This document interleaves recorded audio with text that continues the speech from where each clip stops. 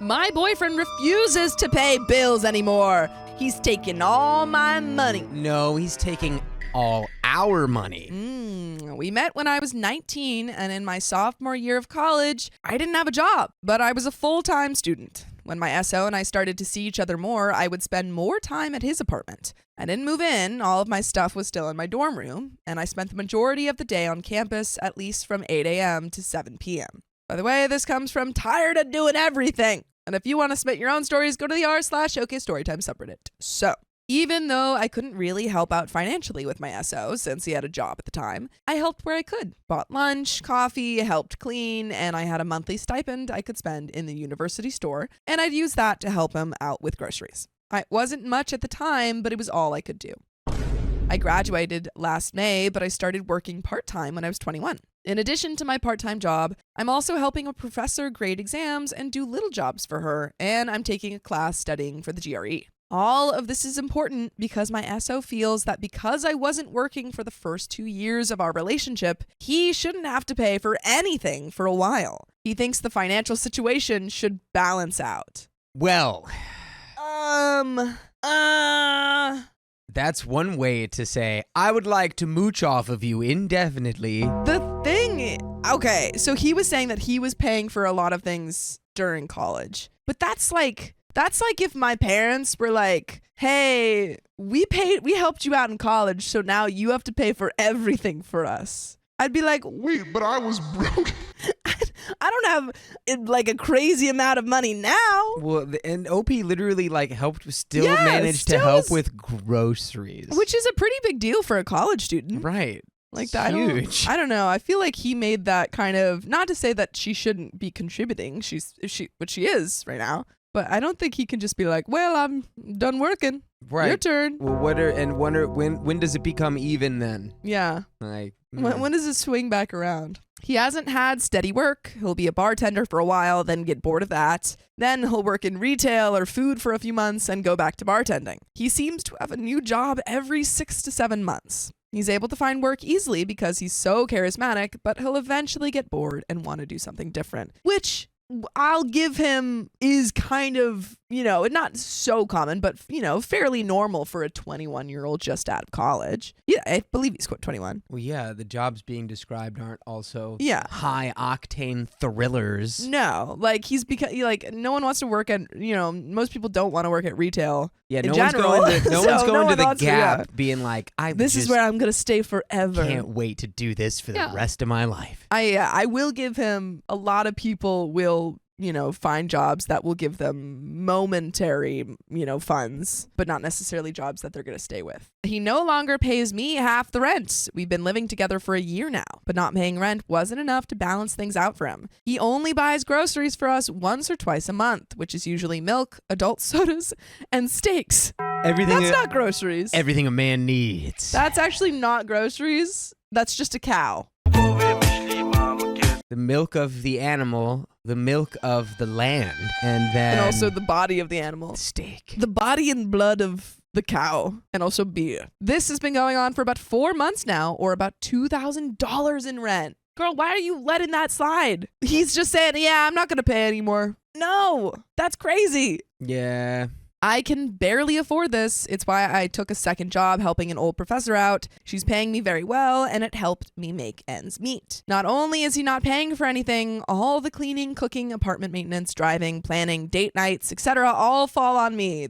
You're a parent. You're parenting him. This is a baby boy. He's drinking his milk. He's got milk. This makes me feel like I'm both the girlfriend and the boyfriend because I do everything. I also feel like his parent because he makes a mess of the apartment, leaving trash on the ground, not cleaning up his spills on the counter, leaving dirty dishes out, and I end up cleaning it up. I don't want to. He's like, once things are a little more even, I'll clean up after myself. Yeah. But until then, chop chop. Yeah, you have to do everything. It's only fair. I paid for some dinners back in college. It's like literally only fair. Stop. I usually ask him to clean up, but I've waited up to 7 days before I relent and can't stand the sight of the mess he's made and then clean it up myself. Example, he spilled a large amount of syrup on the kitchen counter and didn't clean it up. Well, yeah, that's the counter syrup. Yeah, he was saving that for later. I was saving that for a week from now. In case I was going to dip something. It sat there for about a week. Each day I asked him to clean it up. I even laid out a sponge and some cleaning spray by it. I got sick and tired of it and cleaned it up myself. I'll ask him to do simple chores while I'm out at work, like take the garbage out. It's a 2-minute walk to the dumpster in our apartment. He'll agree to do it. When I come home from work, it will still be there. I ask him to take it out the next day. I'll come home, still there. Yet again, he'll get angry and say he's gonna do it. Girl, break up with him. Imagine he's like, that's the 3rd time I've taken the trash out. This and is it's just ridiculous. How does it end up back here? It's probably all beer cans and bones from his steaks. Bones.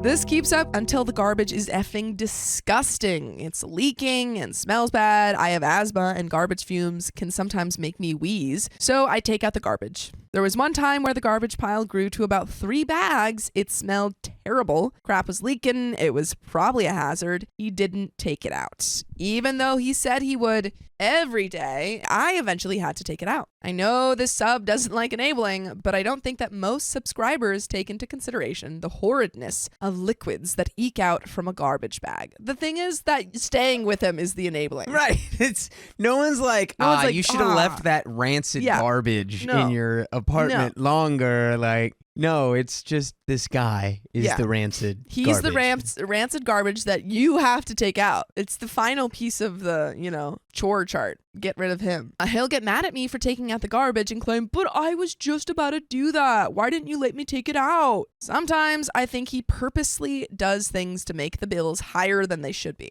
We've been having weird weather in my region, so it's been going back and forth from cold to warm. He's turning the AC to low temperatures when it's warm and turning the heat way up when it's cold. Like the AC will be on 64 and effing freezing when I get home sometimes. That's just terrible. That's terrible. Or he'll crank the heat up to 74 and it will feel like an inferno in the apartment. He'll also just turn the shower on when he goes to the bathroom because he likes how it feels. He just wants a sauna? He just likes having company. He's like, I don't know, it's kind of like rain noises, like I used to put on the white noise machine, but now I can have the rain noises and also it's kind of toasty in there and the steam is really good for my skin. He's like the pitter patter of the shower. I need it to lock in. The warm steam. I'll ask him repeatedly to keep the thermostat at a reasonable temp to save money and to not waste water. He usually responds by saying that the water bill is never that high. Yeah, because you never pay it. Yeah, it's always $0 for me. And he wants to be comfortable temperature-wise, which is apparently either Arctic or magma. He'll also take... Okay, but to be fair, 74 is not magma. 74 is 64. No, 64 is cool. 74 is not magma. Oh, yeah, no. However, dump this guy. It's not, none of these are the issues. The issues is that this guy is using you as a bank. Yep. He'll also take advantage of my kindness. Money is tight right now, but I still want to go outside and try to frugally have fun, which is possible. There is a chain restaurant within walking distance of our apartment. If I'm feeling rich, which is rare these days, we'll go there for a snack and an adult soda. I tried planning a date night for Valentine's Day to said restaurant. I told him that we can go out, but only if we just stick to an appetizer or an entree under $12 and only have 1 or 2 of the adult sodas special that night. He ended up complaining that it should be more romantic. We should have gone to a nicer place, that we shouldn't have to stick to such a low value venue. Well, then maybe you should get a job. Yeah, maybe you should do some legwork for Valentine's Day. I said I was sorry, but I couldn't afford anything nice. He ends up getting an app, the most expensive entree, several top shelf LITs, and a dessert. I just had an app and 1 adult soda. What is a top shelf LIT? I have no idea. I'm assuming it's a drink. Some kind of liquor. Yes, that's what I'm thinking. I'll look it up. The check came and it was more than I could afford. I asked him to help out. He gave me about $20 and told me I had to get the rest. What? Break up with him. Who is this guy? Break up with him. Why are we with this man? How do we not know? You found him when you were $19. I mean, $19. You found him when you were 19. You only had $19 when you found this man, yeah. And he's taken every last every one last of them. penny. Top shelf Long Island iced tea. Man is Who getting gets crunk. a top shelf Long Island iced tea? Also, you psycho. From what I know about a Long Island iced tea, those are pretty powerful things. It's a hangover machine. Yeah, so why would you get that on Valentine's Day? The point is why is it several? You use all of the garbage stuff. You put a bunch of garbage in a cup. It's a Long Island iced tea. Yeah. You don't put all of the nice stuff in the cup to make a Long Island iced tea. He got I guarantee you he called it a lit too. He's like, snap, snap, I want a lit. I'll take another lit, please. I'll take a lit, please. But that's crazy. Give me your that's a finest crazy lit. amount of adult beverages to get when you're trying to have a nice evening out with your partner. Yeah, I don't think this guy cares about having a nice anything No. with you, OP. I used the little cash I had on me and my card to pay for it all. Every time I bring up the money issue, he always goes back to the point that when we first started to date, he paid for almost everything and that it's only fair that he doesn't have to pay for anything now. Is this right, girl? I know he did pay for a lot the first 2 years we were together, but that didn't include him paying for my rent, utilities, groceries, etc. He's also started to smoke in the bathroom. Bills. Yeah, he didn't pay for your bills. He's also started to smoke in the bathroom, but denies it. I know he's smoking in there because whenever I take a shower, I see beads of tar on the once white walls, which are now starting to yellow. Girl, Gross. you are not going to get you're not going to get your deposit back at all. Smoke does not come out of walls. It comes out of mouths. Well, not really. It stays in there, ruins your teeth and your lungs. This is true. I can see ash in the toilet, trash can, and sink. Oh, it also smells like cig smoke in there, and I'm asthmatic. Girl. So you have asthma and this guy smokes cigarettes. That's already just a sign from the universe right there that you should just leave. Leave. So it's now hard for me to breathe in the bathroom. Is there anything good about him? No. I've pointed out all the proof I've seen to him, and he has an excuse for all of it. He was just emptying out the ashtray from the porch into this trash can, and some of it accidentally got into the toilet or sink. He claims that the beads of tar I see on the walls are just from cheap paint, and that it's actually the steam from the shower that's making the walls start to yellow. Yeah, it's our shower water that's yellow, babe. Don't worry about it. You don't understand. He just needs to be like, babe, you don't understand. Ripping a dart, sitting on the toilet, it just feels different. You know what? He's probably putting the shower on when he's going to the bathroom so that the smoke is less obvious. Which is not, it doesn't do anything. No, but I feel like that's what he's doing. Yeah, he's like, if the steam steam makes looks it like it's in. smoke, then you won't know that I'm smoking in there. it cancels out. He'll also try to convince me that the bathroom walls have always been painted a light yellow. Yes, my favorite color. Give me the little kind of gross off-white yellow hue, please, for my walls. Thank you. The hair that broke the camel's back was our most recent argument. We were talking about our future wedding. Please don't marry this man. 2 friends of mine got married a few months ago, and we started to talk about how nice their wedding was and how they were able to pay for it. He told me, the bride's parents traditionally pay for everything. The comment blew me away. Dude, you know why the bride's parents traditionally pay for everything? Because the man then would pay for everything else. Yeah. It's almost like you're not holding up your end of that bargain. I responded with, that may be traditional, but it's not common anymore. My parents can't afford a wedding. Bob and Jane paid for most of their wedding, and their parents chipped in. He got mad at this statement and said his mom isn't going to pay for our wedding, and that the cost should be on me and my parents' shoulders to bear. I don't know what to do. I feel like it's balanced now. He's been living for free, eating for free, using water and electricity for free, hasn't had to drive us anywhere, and he's had my free maid service and chef service for 4 months now. Girl, quit it! Yeah, Quit it. So you go, so this arrangement is concluded. We're going to have, I guess a 50-50 would be fair, but at this point, it's just the fair thing is to leave him because he's not going to, this comes from a place of disrespect. Oh, big time. Big time. So that's going to affect all aspects of your relationship, not just the financials. Forever. If this is how he's acting now, this is not, maybe he'll get a job, but he already knows that you're going to pay for him for, without kind of, if he just doesn't do stuff long enough, then you'll do it for him. Everything was great before he decided to do this. We rarely fought until he felt the need to not pay for anything. And I know he has a job because I've visited him multiple times while he's working. He'll invite a coworker of his over to our place on occasion as well. And there is an edit. I hope to goodness gracious that OP got tons and tons of comments saying, girl, leave. Yeah, I gotta assume that most comments were just that. Yeah, just get out.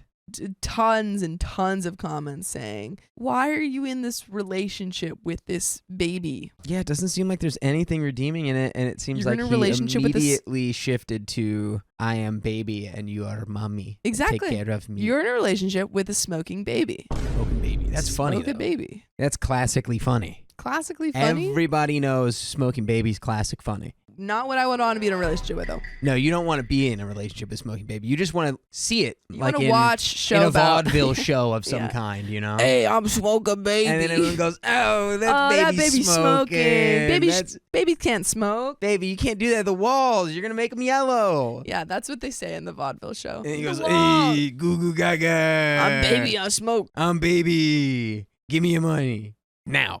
And then that's our new sketch show. Yeah, so don't stay with smoking baby. Don't stay with smoking baby. Edit. Thank you to everyone who responded or sent me a private message. I read everything. A lot of what everyone has been saying is exactly what I've been thinking in the back of my head. But I felt emotionally drained and physically exhausted since all of this happened. So it's been hard to think clearly. I've come to realize I'm in a crappy situation and I'm a little scared. Many of the comments below hit close to home and made me realize how effed up everything is right now. I'm going to plan an escape, so to speak. I feel that simply saying, we're done to him, won't work. Just say we're done. Oh, you're making it too complicated. Just say I'm leaving and leave. Yes. That's all it needs. I've already talked to my parents and they've agreed to let me live with them for a while. This isn't ideal, but it will allow me to save up money. I have spoken to my future ex, SO. I treaded lightly and told him that since I'm planning on going to grad school, I've decided to enroll in a summer class or two before I've officially accepted. This is true. The university I plan to attend will allow you to do this. I told him I'd have to move back in with my parents for a while. He wasn't happy about this, and I could see the gears starting to turn in his head. He's like, this is ridiculous. I don't want to live with your parents. And she's like, it's good. You're not going to be. Oh, yeah, you just... Sorry, you got me with that. I don't want to live with your parents. Aw, shucks. Well, looks like you're not living with me, ex-boyfriend. Bye. Bye. But there is an update, folks. And I have the same thoughts. So we're going to barrel right into this. I have a thought, though. Someone commented something Hold the really barrel. funty. Really funty. I said it twice. Really about the funty. smoking baby. Go up. It was... Baby Herman? It was Katera Rain said smoking baby is in charge of painting the gender-neutral nursery yellow.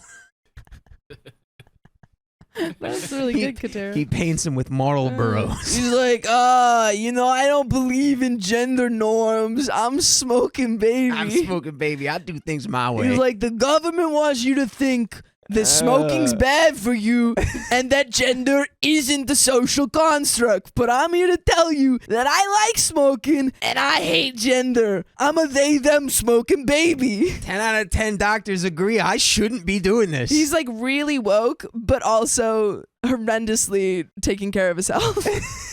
Smoking baby. He's like super socially liberal, but also has like his lung health terrible. He's basically he's a libertarian. Yeah.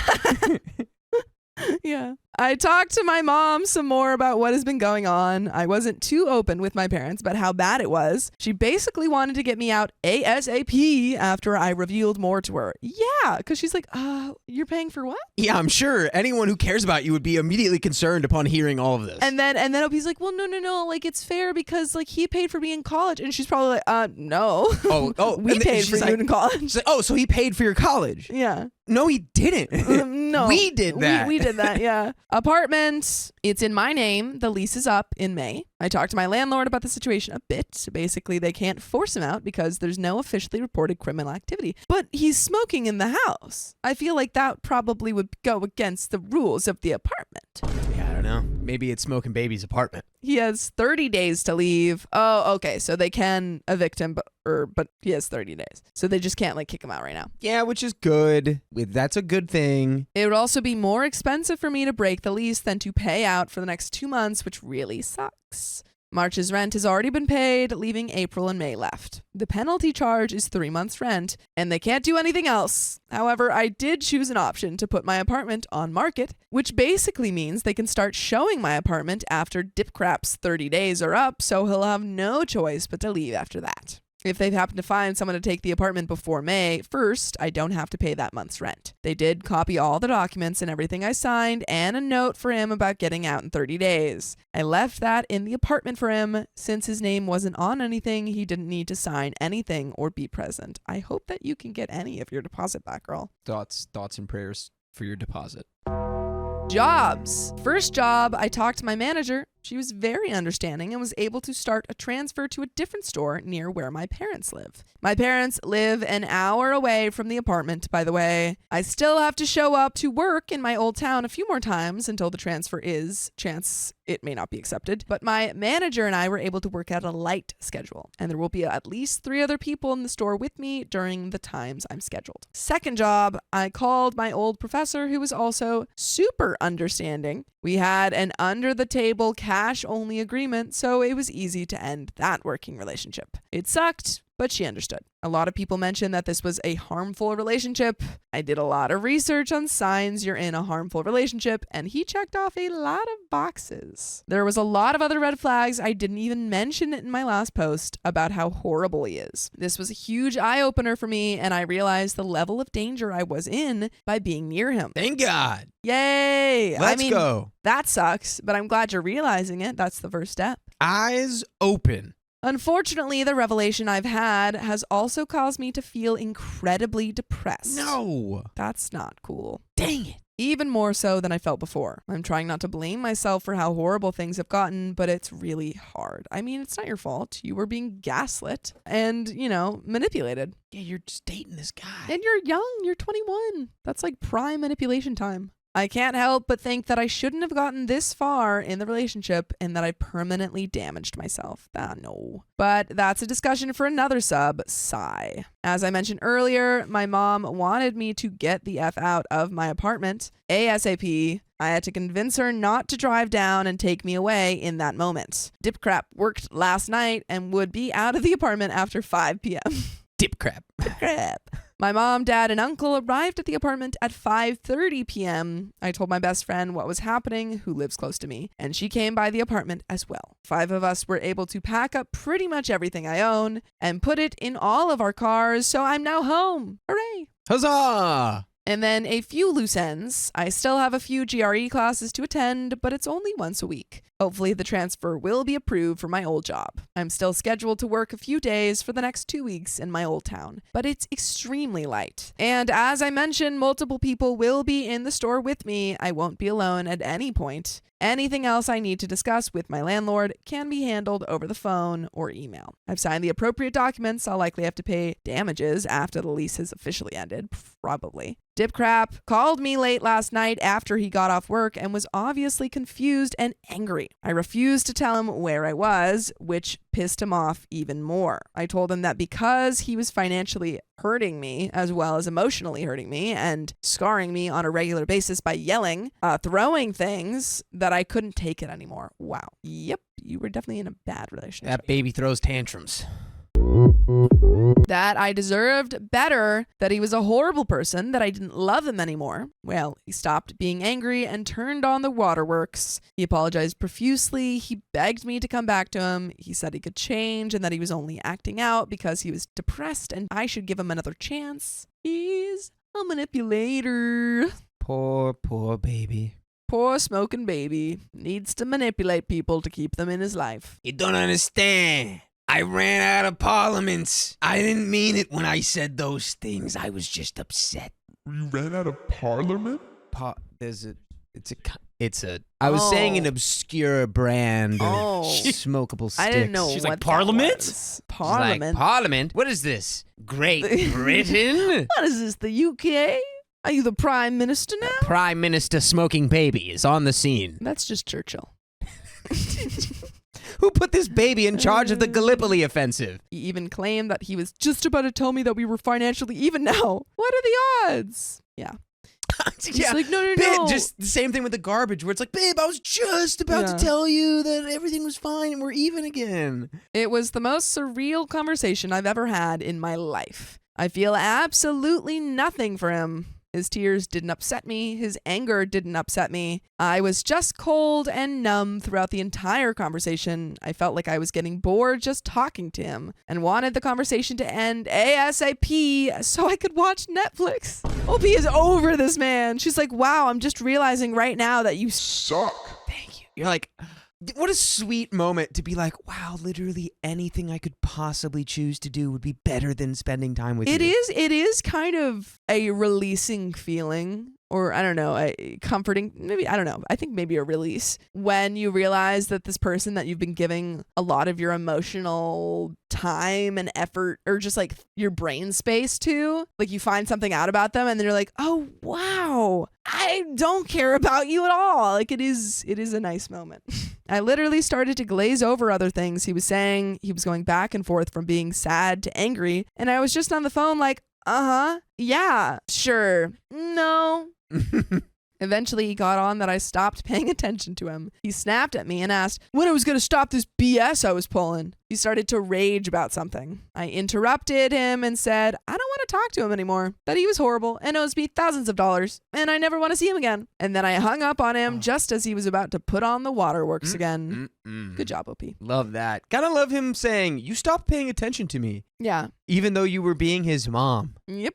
I think, crazy. He called and texted a lot. I haven't responded. He's been continuing to call me today as well. My next step is to get a new number. Thanks to everyone who commented in my previous post. I wasn't able to get back to everyone, but I did read everything. The next few months are going to be rough, but at least I won't be with that a-hole anymore. Let's go. Woo! We did it. Yeah. Yes, we love to see it. And there is an edit, folks, to finish this story off. Edit. Wow, I didn't expect my post to blow up like this. And thanks to whomever sent me the gold. It's been an emotional roller coaster. I've cried, laughed, felt scared, felt confused and angered. I now want to go to counseling, which I'm planning on doing as soon as I'm able to do so. I've managed to block him on my phone, so I don't think I'll have to change my number after all. But you don't have to change any of the settings on your phone. If you want to listen to full episodes of stories just like this, that's right, unless your volume's all the way down, then you might have to change that setting, because we've got 60 days worth of full episodes if you go to Spotify, Apple Podcasts, iHeartRadio, and search up OK Storytime. That's right. That's all it takes. That's all it takes, folks. And then Easy your as that. ears will sing. But with the sweet sound.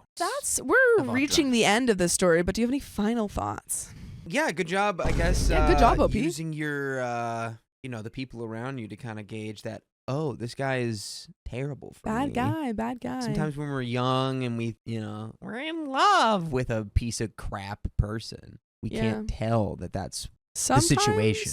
Sometimes we think that we're a little dung beetle, and we're like, oh, this piece of crap is going to be my life. But it's just a piece of crap, you're a human person. This piece of crap's gonna sustain my family for generations. Yeah, and can't do that if you're a human. Yeah. You can only do that if you're a dung beetle. It's true. The humble dung beetle. The humble dung beetle. But we've got a little bit left to the stories. I called my apartment this morning to see if they could grab the router and cables from my place and hang on to it until they can be retrieved. They were happy to at least do that for me. So now he doesn't have internet. Woo! I did listen to a few voicemails he left for me. In one message, he was calling me by my pet name and literally talking in a cutesy baby voice to me. It's Smoking Baby. It's Smoking Baby. We were right all along. It's the truth. It's Smoking Baby. The next voicemail, he was just yelling at me. They've made me laugh, but also made me, afraid of him. I've taken everyone's advice, and I will be extremely careful for the next few months. I have pepper spray, I won't be traveling alone, and I'll be using campus or police escorts when possible. Yes. Very smart. And folks, that's the end of that story. Dang. Damn. Yeah, be careful. If someone's, trying to take advantage of you financially, don't let them. Don't let them do that, because It's hard to be in a position where you don't know you're being yeah, absolutely totally screwed over, Yeah. but you just kind of have like a vague sense that you are. Like, this seems unfair, but I don't have anything to like compare it to. Yeah. So it must be okay. It's like- Especially watch out for the people who are like, oh no, you owe me. You actually owe me, paying for my entire life. Yeah, and they're like, remember that time I got you dinner when you were in college? Now you have to pay my rent for 4 months. Yeah, but no. Yeah, there were other signs too. What is the oh shoot, I can't think of the phrase for this thing I'm thinking, so I'm going to let it go. But yeah, just a rule of thumb, if you're young in a relationship and you feel like, oh, I shouldn't or I can't talk about what's going on in my relationship with other people, then maybe if you feel like you have to be isolated, that's a big warning sign. I think if you're like, oh, if I told my friends or family the problems that I'm having in my relationship, they would tell me to leave this partner. Yeah, if a lot of the counsel in your life are all being like, well, this is bad and it needs to change, maybe consider that. But I think it's also like, even when you don't tell them, like when you have that thing, you're like, well, I can't tell people that because they won't like my partner. Well, yeah, or it's like, oh, my partner would be mad because it paints them in a bad light, or Yeah, it's like, okay, then why, what is it that's painting them in that light? But we've got another story, folks. That's right. Stay here. Oh, Yes, she's yes. your emotional support dog now. Watch out, Just her lay head. down. Her head is on your mic. It's okay. Oh, she's so sweet. All right, folks, we're going to get into this next story. My adult daughter is a financial train wreck, and now she's coming to me again for help. Choo-choo! Yeah, chugga chugga, baby. My daughter, 35, used to live a frugal lifestyle, but became an emotional spender in her mid-20s, and it's out of control. She also is the worst housekeeper imaginable, which leads to buying too many things that can't be found, and having to buy new things because necessities and frivolities get ruined. I like the use of frivolity. Her house is a literal pig pen of junk and garbage and crap. She has 3 cats and cleans the litter boxes about once per month. Blech, that's basically neglect. By the way, this comes from user Rebel Yeller posting on the r/OK Storytime subreddit. So, she and her first husband of 8 years divorced when he came out. They have 2 young children, and he has a good job. And when they were together, they were probably bringing in $200,000. We live in an area where the cost of living is reasonable. He's likely making about $180,000 now and pays child support. Within 2 years of the divorce, she was remarried. She and husband number 2 bought a house that they simply would not be able to afford unless the sun and moon and stars aligned every day. It was a 6-bedroom house, over 3,300 finished square feet. It's like this house. That's enormous. Their combined income was in the neighborhood of $125,000, excluding child support. The house was $325,000, and to afford it, her husband had to work at least 10 hours of overtime every week. Next thing I know, they've bought a new SUV. And then a few months later, he's sporting a brand new gigantic pickup. Very responsible, these two. Yeah. Not only that, but now they're taking a trip to Paris for the holidays. Yay. Yeah. Woohoo! We're all gonna be broke. Yay. I didn't know how much they were making, but she's a smart girl, and I assumed that they were spending within their means. About 18 months into the marriage, she asked for a divorce, and that's when everything came out. Oh boy. They were in debt, about $80,000 worth of it.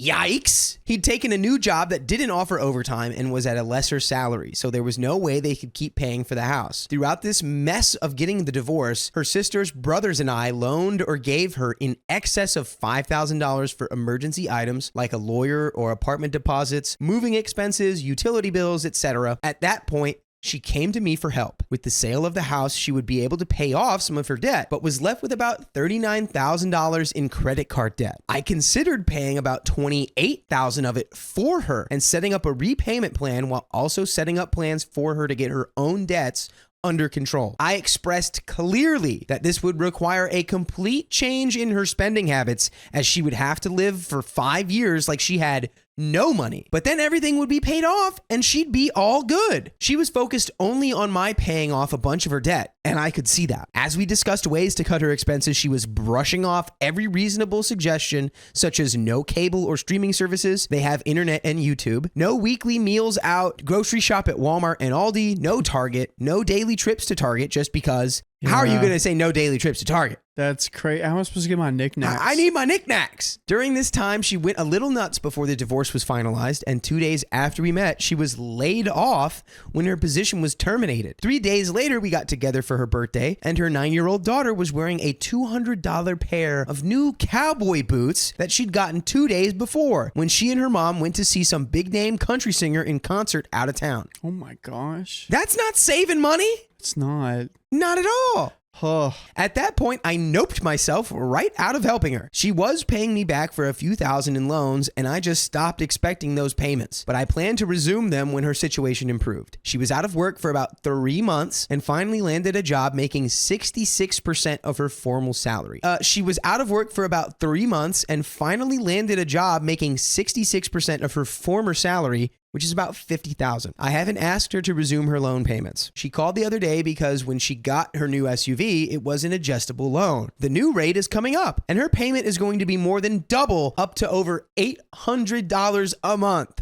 That's a nice little withdrawal from the bank account every month. Ooh. She can't afford that, and she has no credit to go get a car on her own. She wants my help with that. In the last 2 weeks, she had professional family portraits taken and got a new tattoo, a piercing, and a full head hair color. My credit score's 830. My only debt is my house payment, which is stupidly low. I live an extremely frugal life mostly. I've got a great savings account and excellent retirement savings, and I still work and make enough to live better than I do. I am money conscientious. I do some fun things with my money, and I have earned that right. If I don't help her, she'll have the car repossessed. She has to have a car or everything spirals. Also, she's a terrible driver and has been in as many as 6 at-fault accidents or wrecks in the last 8 years. Oh my gosh. That is quite a lot of car accidents. She seems not to be careful. Doesn't seem like a very careful or thoughtful person. Yeah. Careless. There we go. Carefree. Very careless, carefree. Carefree, with careless, maybe a little dumb. I'm at a loss of how to help her because I know how she is. Someone has been there to bail her out in these last 2 years, which I believe has just made her lazy and complacent and blind to her situation. She's coming over tomorrow to talk about her finances. I insisted that she brings everything, including all of her bills, bank account information, salary information, her 401k, and other retirement info, and the child support. She said that she'd be willing to let me help her set up a budget and plan. I've heard that one before. So please, can anyone offer me any advice on how to proceed? I want to help her, but I don't want to enable her. I can't make her change, and I'm not going to try. I don't know what to do. Help, please. And there's an update as well. She's going to have to learn a hard lesson, and I understand the kid. I'd probably try to help the kid out during this time, but tough luck. Sorry. Got to shop at Walmart now. Yeah, that sounds pretty solid. Yeah. 7 months ago, I posted about my adult daughter who appeared to be actively working to ruin her life financially and was always asking for money from me, her siblings, and probably her friends. I wanted to find a way to help her. I got a lot of don't and some other good advice, and some interesting advice. Here's how it all played out. She brought with her all of her debts and income papers. She was making enough money to pay her bills, including the new amount that would come due each month for her car. Oh, wow. The problem was how and where she was spending her money. The biggest culprit was meals out. The amount was staggeringly high. Nearly a fourth of her monthly income for her and her 2 kids that she has 1 week on, 1 week off in shared custody. Dang. Yeah, that's a huge chunk of money for just eating out. After reviewing all of that, I offered a few suggestions on how to immediately cut down on spending. I was met with pushback, not strong, but she wasn't really buying into my suggestions. So I asked her what she wanted, and she said, I want to be able to pay my bills and keep my car. I said, okay, stop eating out. There's $1,200 a month after you buy groceries. That's enough to pay your car and start paying your credit cards without borrowing any money from anyone. She got angry. Oh, some people don't like to hear good advice. They really don't. Yeah, especially when they're caught and they don't think that they are ever wrong. Yeah. That's especially when they love hearing advice. And they're caught in something that is undeniably 100% their fault that could be fixed with their actions. Ugh.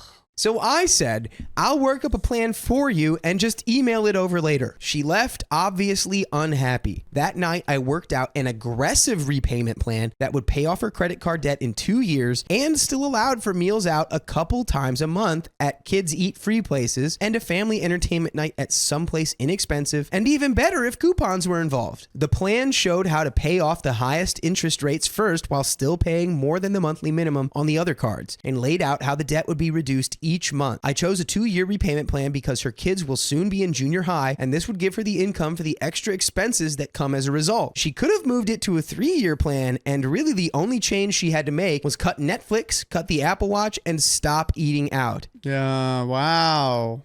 You're giving her a gift. You're trying to give her a gift. Like, please, here's an exact plan on how to fix your whole life.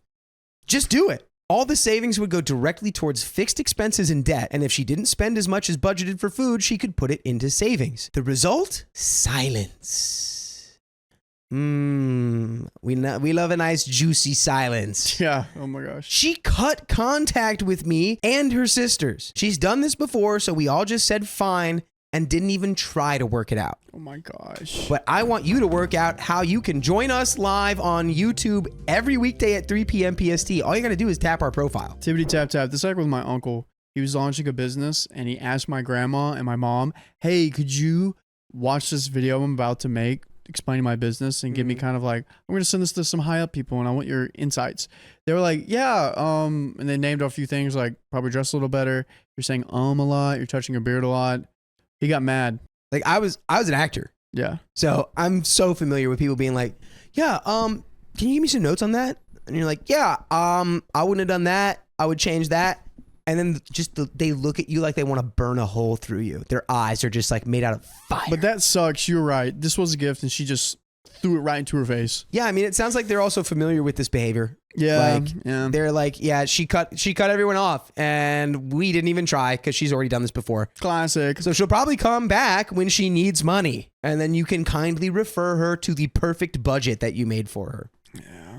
So 3 months later, I got a Venmo payment towards her loans. Her sister said that she got one the same day. The payments have come each month since. A few weeks after the first one, we all saw on social media that she had taken a part-time job. Then in the last several weeks, she started sending texts. She most recently mentioned that her credit score has gone up over 200 points this year, and she's working her tail off to pay off her bills. Let's go. All right. Hey, so she's finally helping herself. Dang. It was never my intent to give her more money or co-sign any loans. Her silence made that easier. I'm not sure if someone else loaned her the money or got her a consolidation loan. It appears that she has taken financial responsibility for herself and her kids and is making good progress. And that's the end of that story. There we go. We end on a high note. Let's go. That's Yay! awesome. Financial literacy and responsibility. My parents demand funds for my brother's wedding that I didn't even know existed. Show me the money. I, 30 female, have been financially independent since graduating college. I worked practically full-time while studying, recently paid off my student loans on my own,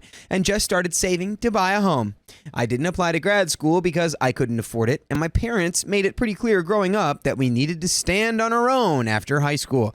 By the way, this comes from user throwaway36584769985. And if you want to submit your own stories, go to the r/OK Storytime subreddit. So, my brother, 22 male, is honestly a genius. He worked really hard in school, got a full academic ride to a great state school, and graduated with honors. I am so proud of him. The problem now is he recently got into an extremely prestigious grad program that would open a lot of doors for him. He was hoping for scholarships or a paid internship to cover most of it, but it's not enough. Now he's facing tuition and housing costs in one of the most expensive cities in the country. My parents asked if I could help out and suggested I contribute around $15,000 to get him through the first year. They'd match it and he'd take loans out for the rest. I said no. I've been working for over a decade on my own goals and I'm just now starting to save for a house. I don't feel comfortable putting that on hold, especially when I had to turn down opportunities because there was no help available to me. During the conversation, my mom got frustrated and said they'd be using my other fund to help him instead. I asked what she meant. She said they had set aside about $25,000 for me back when I was in college, meant to be used for a future wedding. I was completely blindsided. I had no idea this fund existed. I asked why I wasn't told about it when I was considering grad school or now while I'm saving up for a house. She said it was always intended for a wedding, not school or property, since I haven't needed it. I'm not engaged or in a relationship. They decided to give it to my brother because he has a more immediate need. I'm not going to lie, I was pissed. I never got a chance to make a case for how I could have used that money, and now it's just being handed over to someone else. I told them I felt hurt and left out. My mom said I was being unfair and that the money was never promised, and if I didn't want it for a wedding, then it made sense to use it for something meaningful. How is someone's first house not meaningful? How is someone's grad program not meaningful? At this point, I'd be like, all right, never give me anything ever again, and that's cool. Yeah. My brother told me he didn't know about the wedding fund either, and he understands why I'd be upset, but said he didn't ask for it. He just wants to go to school and thought we were all trying to support each other. I know my brother worked hard and isn't trying to take anything from me, but I can't help feeling like my parents are punishing me for being practical. We have some comments from OP. Top commenter says, not the a-hole. Those are really expectations. If they wanted to financially support you, they could give you the choice of using the funds for education or travel, a home, or a wedding. That's what I've done with my daughters, who I've been saving for since they were born. But despite it being an a-hole move, it is their choice how they spend their money. And it is presumably still their money, rather than in an account in your name. So in practice, the a-hole element was telling you that it was your money in the same move that they snatched it away from you again. Though it was really the symbolism that underpinned that decision, which has clearly been there all along. OP says, that's the part that really upsets me. Assuming they set aside money for both of us, why is he worth paying for grad school, but I'm only worth paying for a wedding? Exactly. That's the thing is, it's like, well, their own answers are foolish. Like, we were just wanting to save for something meaningful. But to us, you being well-educated and a homeowner is meaningless. The only meaning you can provide for us is by being someone else's wife. Someone else that's rich, perhaps. Secret wedding, folks. OP replies to a now deleted comment. My mom didn't say anything about replenishing the funds, but I'm not sure if she thinks I'd never need it, since I'm not in a relationship or engaged by now. I guess technically my parents helped with undergrad because I lived at home and saved on housing. We live driving distance from my university. My brother's school was a few hours away, so he had to live there, but his scholarship covered it all. In terms of favoritism, they've never favored him like this before. I tried to point out that I paid off my student loans just fine, and it wouldn't kill him to have to do the same. To another commenter, OP replies, no, I was upset because of that. They paid for me to get tutored in middle and high school when I had trouble and let me live at home rent-free during college to save on costs. Growing up, they paid for both of our extracurriculars and only asked me to babysit him on occasion, which I didn't even mind. We were always really close despite him being much younger. A commenter says, never favored him like this before that you know of. My mom liked to sneak covering expenses for my siblings and not me, the oldest, to avoid a conversation about why. Who knows? Maybe they've covered other things for him and you weren't aware. OP says they helped me save a ton of money when I was in college by living at home instead of in the dorms. I had basically no expenses besides my car and tuition. Never asked for rent or chipping in on food or household stuff. I moved out after college. My brother is currently at home, who graduated in early December, and he's paying rent to my parents. Commenter says, not the a-hole, your parents are completely... It was okay to save for your wedding, but not your education. All of those comments were basically just getting into the nitty-gritty of this grad program, and it costs a lot of money. Okay, so I'm saving us all the time. It's expensive, all right? And you can't just cover it by being a TA or an RA or whatever. So, update. Thanks to everyone who commented on my original post.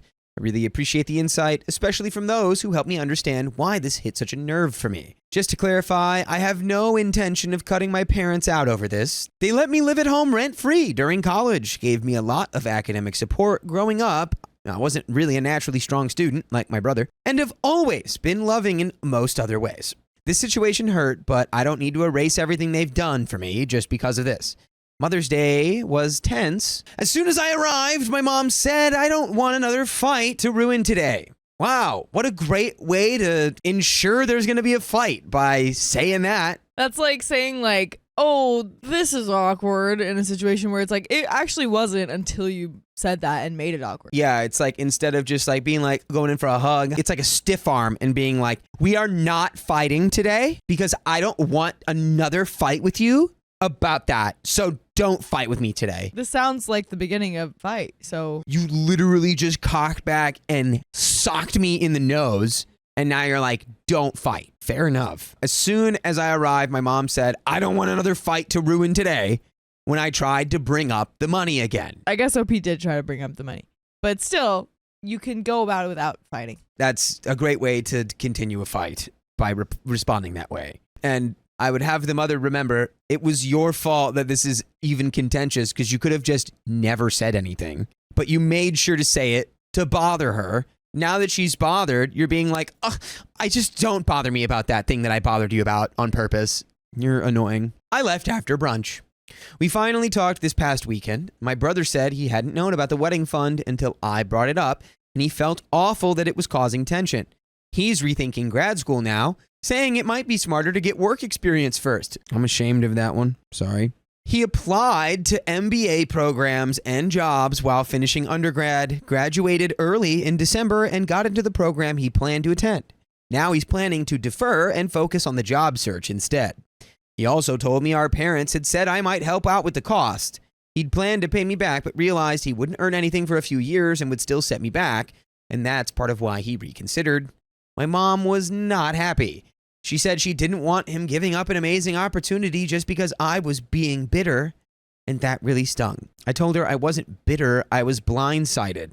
Again, none of this would be happening if you, mom of OP, did not tactically play the, oh, I'm going to let you know about this and take it away from you at the exact same time card. Yeah. You said, I guess I'll use your other fund. Because what are you talking about? Oh yeah, I had saved $25,000 for you, but now you don't get it. Because also, wasn't the original question for OP to help out paying for the wedding? Is that right? Because that's a ridiculous question already. I'm feeling so petty over this. Like, next time your mom asks you for anything money-wise, send her a check that will bounce. Like, send her a check that does not clear. Please. I found out about the money during a conversation where I was being asked to hand over $15,000 for someone else's future. That was painful, especially since I'd turned down opportunities because no help was available to me. I just wished I'd known. That's when my dad stepped in. Oh boy, usually that's when things go wrong. Not to put my dad on blast. It's like if me and my mom are arguing, my dad would like come in like in the middle of it without full context and immediately just make things worse by not being fully informed. That's when my dad stepped in. After I was born, he started saving for what he imagined as my dream wedding. It was sentimental to him. When my brother was born, they saved a similar amount for his wedding or family expenses. Neither of us knew these funds existed. They only considered using his for school when other aid had fallen short. After I said no, they decided to use both funds to help him, and figured they'd replenish mine later. Which sounds like a lot of convenient, oh, actually, we were going to replenish it. I know your mom made it sound like we were just going to take it away from you and not ever give it back, but I'm changing history now. Which is like, how would you replenish it? If you've been saving up this kid's entire life, I think it's going to be a little less time than that before she gets married. So that's a lot of money to just replenish. Yeah, they're really just saying this because they're doing a little revisionist history to make the mom maybe a little less in the wrong for the way that she revealed it and that the way that they've done this. So now he's trying to say, well, no, we're taking the money, but we were going to give it back. The money that you never knew about, which is so crazy. Rewriting history. And by the way, you can re-listen to the full history of this show by going to Spotify or iHeartRadio or Apple Podcasts and listening to the full episodes with stories just like this. Just search the name of our show, OK Storytime. And there you will have the entire archive at your fingertips. We have a little bit more story left. I think we feel the same way.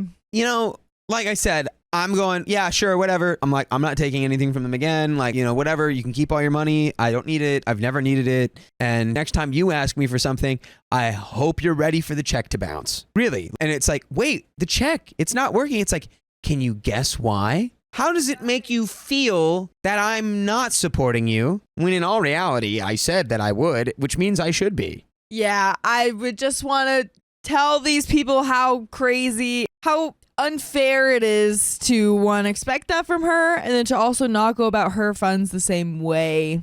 Like, I know it's not her money. I know it's generous that they're doing that for her, but still, it's like, I just don't believe you that you would have this much money for that. Or, you know, pay me back for when I was paying for my college.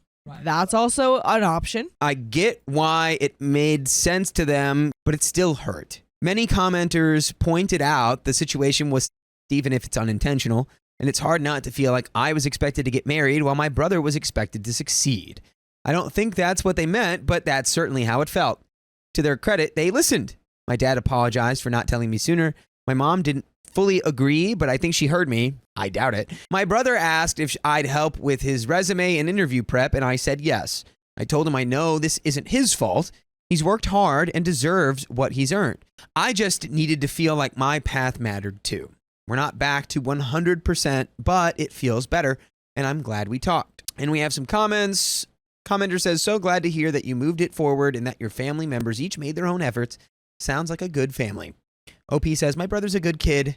Honestly, the silence this past few weeks have been super weird since we usually send each other memes at least a few times a week. And then OP adds, since some people are still getting hung up over the wedding fund money and I couldn't include it due to the character limit, after our talk, my parents agreed to add my name to the savings account so I can access the money directly. Okay. We've resolved. We've reached full resolution. Don't spike your mom's milkshake. Don't take her fries. Maybe you should have a conversation. Sounds like they did. And now this is what's come of it, and it's good. They ask that I withdraw it in chunks over time for tax reasons, but it is mine now. My dad still hopes I'll use it for a wedding someday instead of a house, but ultimately he said the decision is up to me.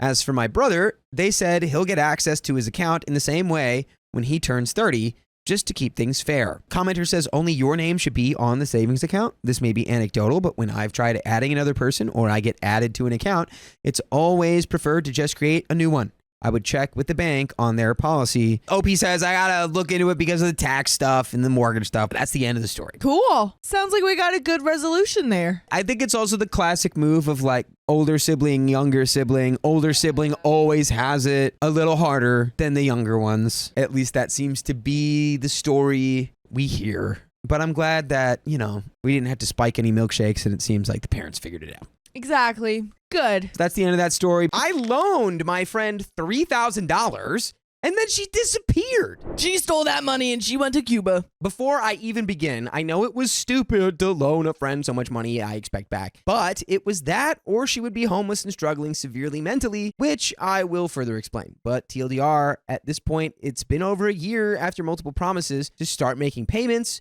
and I'm awful at communicating or handling this stuff, so I just don't know what to even say to her anymore without losing a friend. But honestly, I'm not sure what there is even left to lose anyway. By the way, this comes from user plainjob8549, and if you want to submit your own stories, go to the r/OK Storytime subreddit. So, about a year ago, on the verge of winter, I, 31, helped a friend out with getting an apartment. Let's call her Katie, early 20s. This wasn't just a I'm tight on cash and need some help deal. It was a matter of her being homeless otherwise. She left home right out of high school due to multiple family issues and moved from far away to live with a friend, quote unquote, that promised to help her out until she found a place. That quote unquote friend I will call garbage.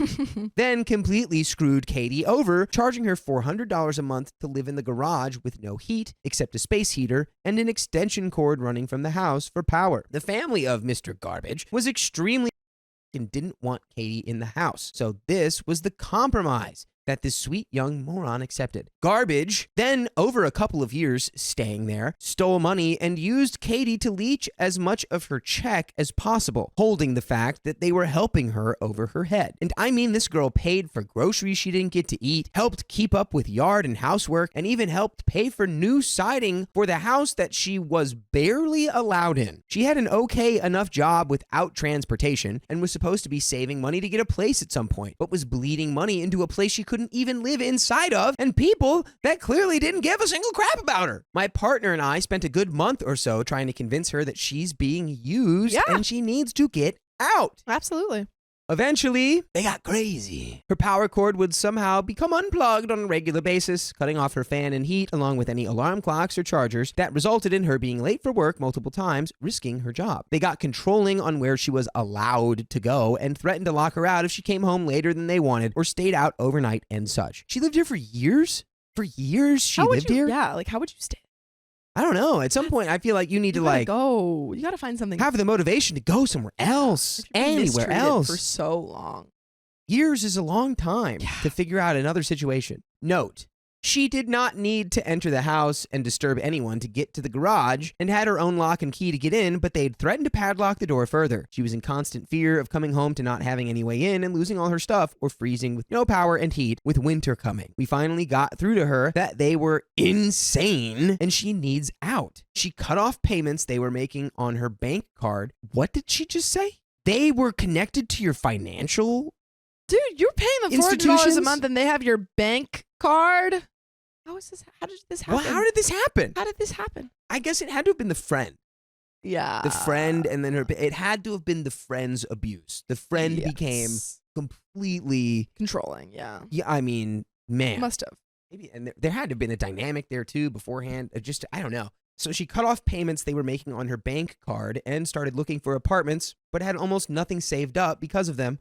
So I wanted to help her. My partner and I lived with his family already, trying to save up for our own house and such, so having her just move in was out of the question really. But we offered it for her to crash at for a bit if needed, and I agreed to help her make a deposit on an apartment. She found one fairly easy, which should have been a red flag, and needed first, last, plus security deposit, which we covered out of our savings, secured the apartment, and packed all of her stuff into our truck. Moved everything in one day before the family even knew she was leaving, and had some celebratory drinky poos all night while we discussed the loan. We made it clear to her how we were screwed over by previous roommates and quote-unquote friends that owed us money or did shady crap and were very hesitant on helping her, but we couldn't watch her be homeless or be the stressed crying mess she was for months, worried about the whole thing. She insisted she would never screw us over and planned on starting to pay me back after she got situated and had utilities and such set up. Now, I knew I wasn't going to see any money for a bit, and that was fine. I figured a few months. Let her get some rainy day cash saved up, then she agreed to start setting aside a bit from each check and then giving me a bulk payment of whatever she could every month or so. We didn't have an exact number or payment date set, but at this point, being a little loose was fine with me to get through winter and the holidays,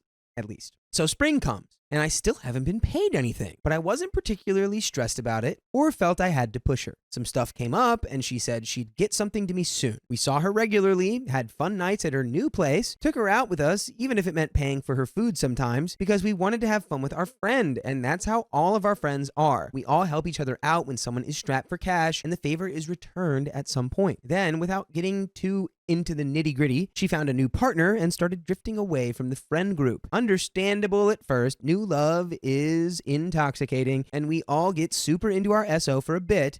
I figured it would pass. Then crap really hit the fan when her entire complex was closed because the landlord was a dirtbag and she had to be out immediately, like within a few hours. With nowhere to go, we of course had her stay at our place because what else was she gonna do? Someone recently moved out, so there was more room for her now, but it still was a temporary couch surfing situation until she figured out getting back any deposits and such, and saving up for a new place. I figured this would be easy since we would only charge her about $200 as her share, and she would be saving $500 plus a month and no longer paying her own full rent. She makes more than me at work at this point too. I could easily have a $2,000 or $3,000 deposit saved in just 2 or 3 months if I really needed to and budgeted right. So this should not be a problem for her at all. Plus getting back money from the other apartment. But that's not what happened though. Nothing could be done with getting a deposit back, even after contacting lawyers, and any money she was saving by living with us for almost nothing was spent on her new partner, between travel expenses to see her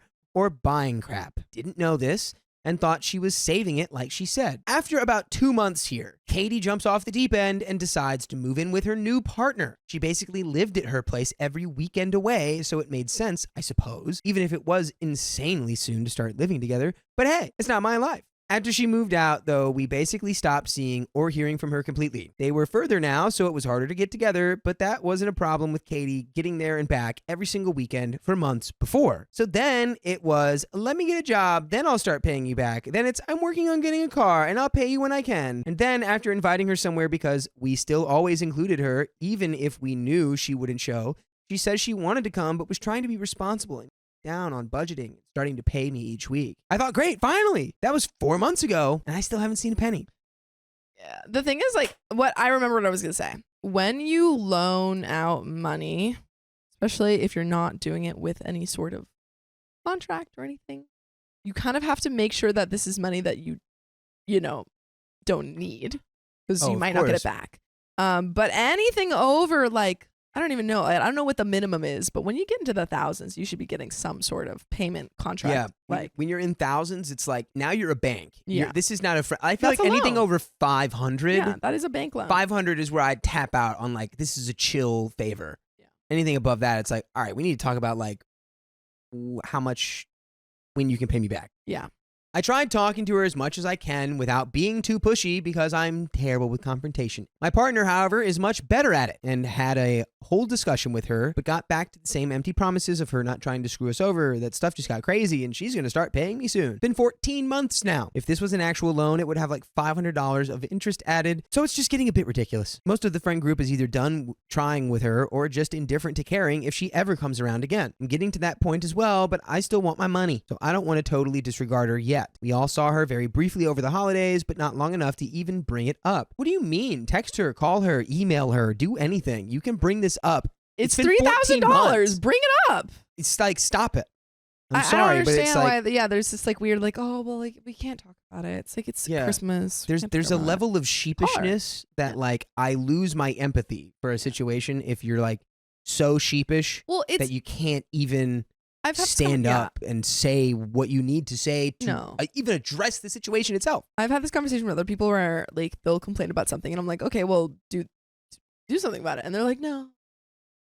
Yeah, it's like, I'd rather really just complain and Like, okay, just talk no, about like, it. but you can't complain about not having $3,000 if you're like not willing to do anything to get Yeah. it back. You're not willing to be like, give Obviously, it to me. it is a problem, but like, if you haven't exhausted your option, And it's, I feel like it's like, well, we have the discussion, then she's like, I swear I'm going to try, but it's like, no. and then you don't go, yeah, but that's not good enough. yeah, I can't have, you need to give me X amount of money by this date, or like I'm going to Consequences. have to figure out like a legal way to get my money back from you. And then watch how fast she starts paying you back. mm-hmm. Anyway, it just really because her whole life is her partner now. And I never thought she was even capable of being like this. The whole friend group helped her out, buying essentials for her place, storing stuff for her, giving her rides, and taking her out when she couldn't afford it, giving her a free microwave and TV even. Everyone's just kind of disgusted with the whole situation now, and I don't know what to even think or how to approach this at all. I don't want to go all, hey, where's my money? But there's only so many times I can nudge her and ask about when she'd be able to pay me. You're on the right track. And by the way, you'd be on the right track if you were listening to full episodes with stories like this on Spotify or iHeartRadio or Apple Podcasts. Just search OK Storytime. Search it up. And there you will find the full episodes with the aforementioned stories I just brought up. It's true.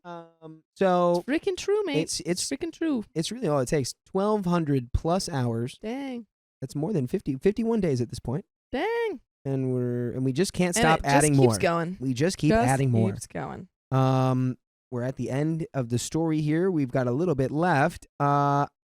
Be assertive with your friend. Be assertive. No, is it? Be aggressive. Be aggressive. Katie knows what she owes, and she's making crap financial decisions instead of paying off someone she promised she would never screw over. You would think with how garbage treated her, she'd want to be better than that. If I was in debt, even for just a few hundred, I'd be making it a point to live on just the necessities until I paid it off, even if that means eating mostly ramen and not getting to see my partner or go out for a while. We could really use this money now, too, with a few issues that came up with our pets. That was a lot out of pocket, new car payments, and it's cutting into our house budget that we're looking into hopefully getting this year. So having a bit of wiggle room would be super helpful, but I don't think we're going to see her or the money anytime soon.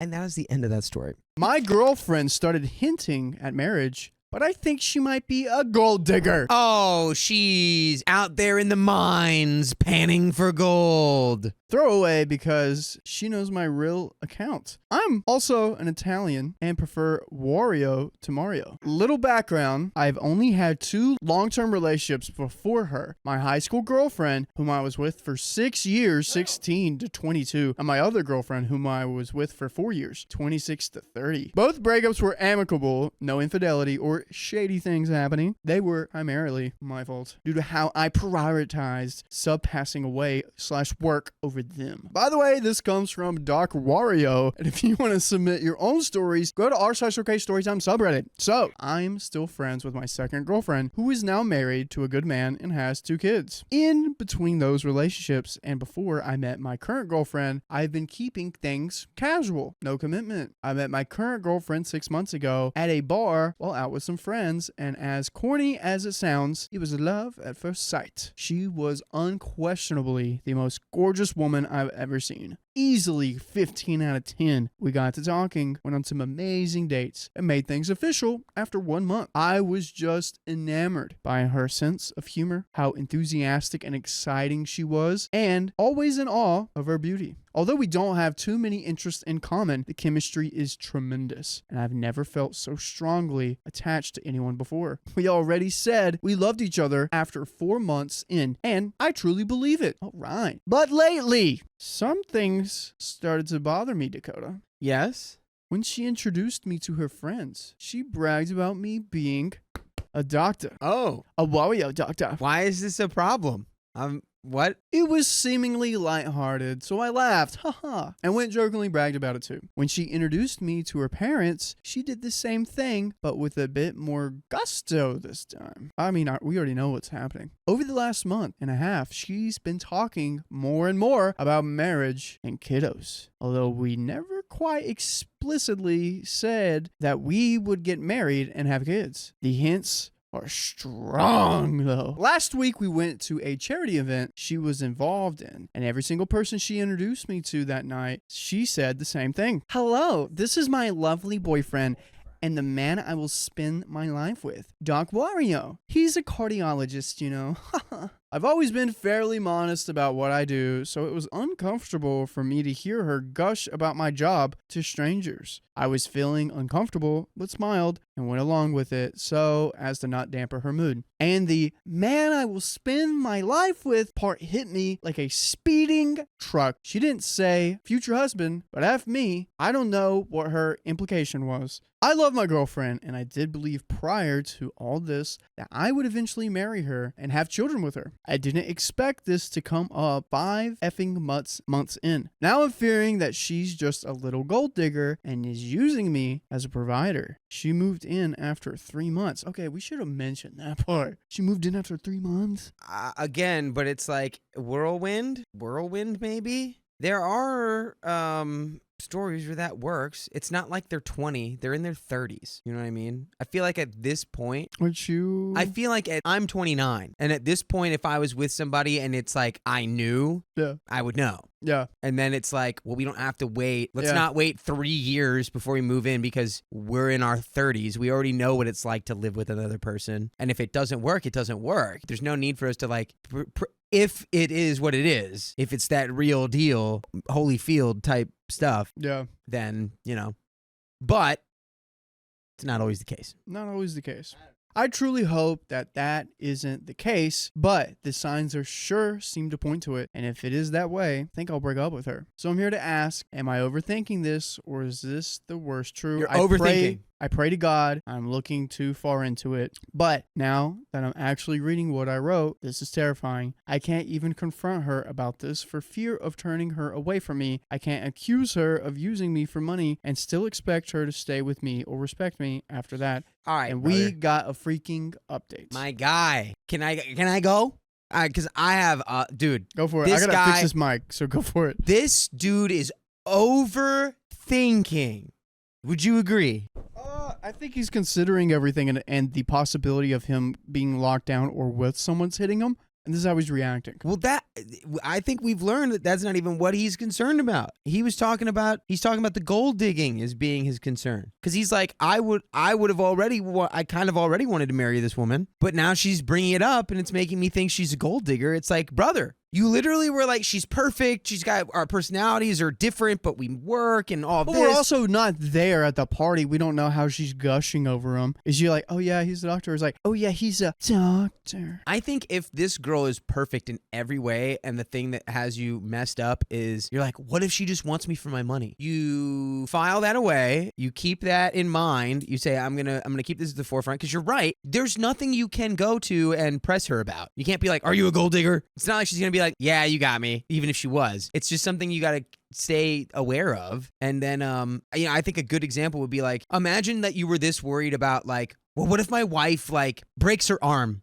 like a couple years into our marriage, and then we have to go to the doctor and I have to like help her with her arm. Like that's the same, like kind of, that feels like the same way that you're worrying about whether or not she's a gold digger. Yeah. It's like I feel that you. you can't worry about that. You got to worry about that down the line. Down the line. Yeah. Like if you weren't in love with this woman, I'd be like, yeah, fair. It does seem like she's rushing, but it's like, oh, you called her a 15 out of 10. 15 It's out of 10. that's strong. It's very strong. That is a strong rating. But we got an update. Update! She's a gold digger. No! Oh, dang it. Everything I said is pointless. Down the line. I was fairly certain of this before I spoke to her due to a particular comment that argued this point in bullet form. Shout out to user Nation. 7-year age gap. Not the biggest, but a 25-year-old retail worker is worlds apart from a 33-year-old cardiologist in many ways, many ways. Few common interests, certainly not a necessity, but often people in relationships share at least some interests. Short courtship. Again, there's no hard rule about this, but the cohabitation after 3 months is generally frowned upon because neither party really knows what they're getting into. Introduces you as a doctor. I get to introduce you to her parents as the doctor. That would make any parent happy about the situation, but to everyone else, shouldn't it be just my wonderful boyfriend? Income disparity. Again, there's nothing wrong with people from two different economic groups falling in love, but the gap has to be relatively large. No. Hinting at marriage and kids after 6 months. Dude, as much as you don't know her, she doesn't really know you. It's certainly possible that she's just immature, but with everything else. Past relationship history from the comments. Having lots of short relationships is, again, not a bad thing in and of itself, but if you guys were to wonder why they were so short, was it the guys? Could it be? But the common denominator is her. Financial contribution from the comments. She doesn't contribute to your share household. Now, if this was discussed and established beforehand, well, whatever works for you guys. And she works in retail, so she can't be an equal contributor to you, but it seems like you have taken on the provider role as a default without actually talking about it. So all of these things taken together would certainly indicate that she is a gold digger, but I was still wanting to talk it out in the hopes that I could be wrong. Okay. So with all these points that he has here, she just works in retail. She might look at you as a provider and might want to be a stay-at-home mom. I feel like there's a lot of mights, maybes, wills, ifs, and not a lot of this is how I feel. Yeah, there's not a This lot is what of I want. open communication going on here. Yeah, and instead of being like, are you a gold digger? You need to ask her like the important questions. What do you want out of this relationship? Right. On Saturday night, I took her out to dinner at a meh level restaurant. First omen was that she got a bit miffed and asked why we weren't going to an elegant restaurant like we usually do. I said I didn't want to spend hundreds on a meal that night. I could tell she was annoyed. That's, yeah, red Okay. flag, honestly. Okay. Yeah. Huge red flag right there. Yeah, dude. Food at the mediocre restaurant was still great, but she wasn't very happy during the meal. After dinner, we came home and I told her I needed to speak to her about future plans. First, I explained that we needed to spend less on luxuries and save up for retirement and for my other projects. This is also true as I do intend to retire within the next 20 years and I'm looking to get into real estate. She was upset about this. Next, I told her I don't have any interest in marrying soon or having kids yet. This wasn't a lie. I truly do not want to get married or have children yet. She got upset again, saying I'm just getting older and soon I won't be able to have a family. She said it's not fair to her for me to keep stringing her along without committing. And this caused me to do a double take. What the F? I let her move in with me. I pay all the bills. I buy her tons of crap all the time. And I'm strictly monogamous. What other commitment aside from the fancy wedding is there? OP really said like, who? I know you're not talking to me, so who is it? Who is it you're talking to? I guess it's not me. Is there someone behind this me? guy? It's not this guy. I'll tell you that. Yeah, it's not the guy paying for everything and let you move in. Not this guy. I told her this, and she was now visibly frustrated. She said she wants marriage and children soon. I told her she can do that with another person since we're not on the same page. She started yelling at me for being an a-hole, so I told her that one day I would marry her, probably within the next 3 to 4 years. I thought this was reasonable enough, but she said she wants marriage now to be Mrs. Dark Wario by this time next year, and I told her that we could definitely get married early, but only if we get a prenup. Ooh, prenup. I'm for a good prenup. Fun fact. I'm all for this relationship ending, dude. Like, what is Yeah. she yelled at me, so I told her I'd marry her in like 3 or 4 years. What? You know it's over, right? It's gonna be over. She's probably like putting it all out.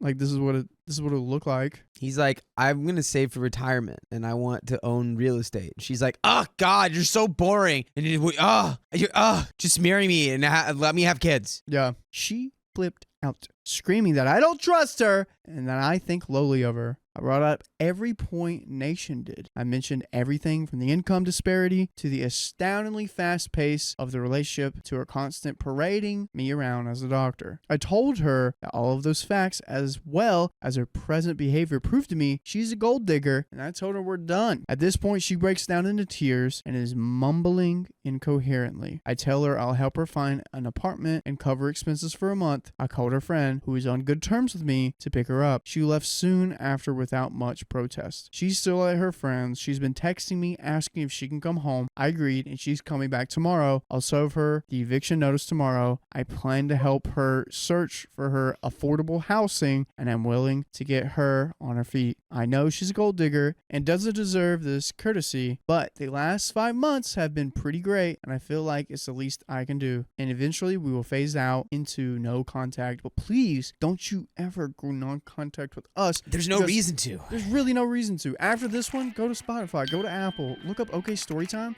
and boom, you can be in contact with us. We got stories. Literally non-stop contact for 48 straight days of full episodes of the podcast. Just with like this stories one. like this. Don't go no contact. Chat, what are we thinking? Dakota, you got what you wished for. I mean, at first I was wishing the other way, but once it became clear that she was just she gave me money, then yeah, you don't need that. It's okay. It's better that you didn't marry her. Yeah.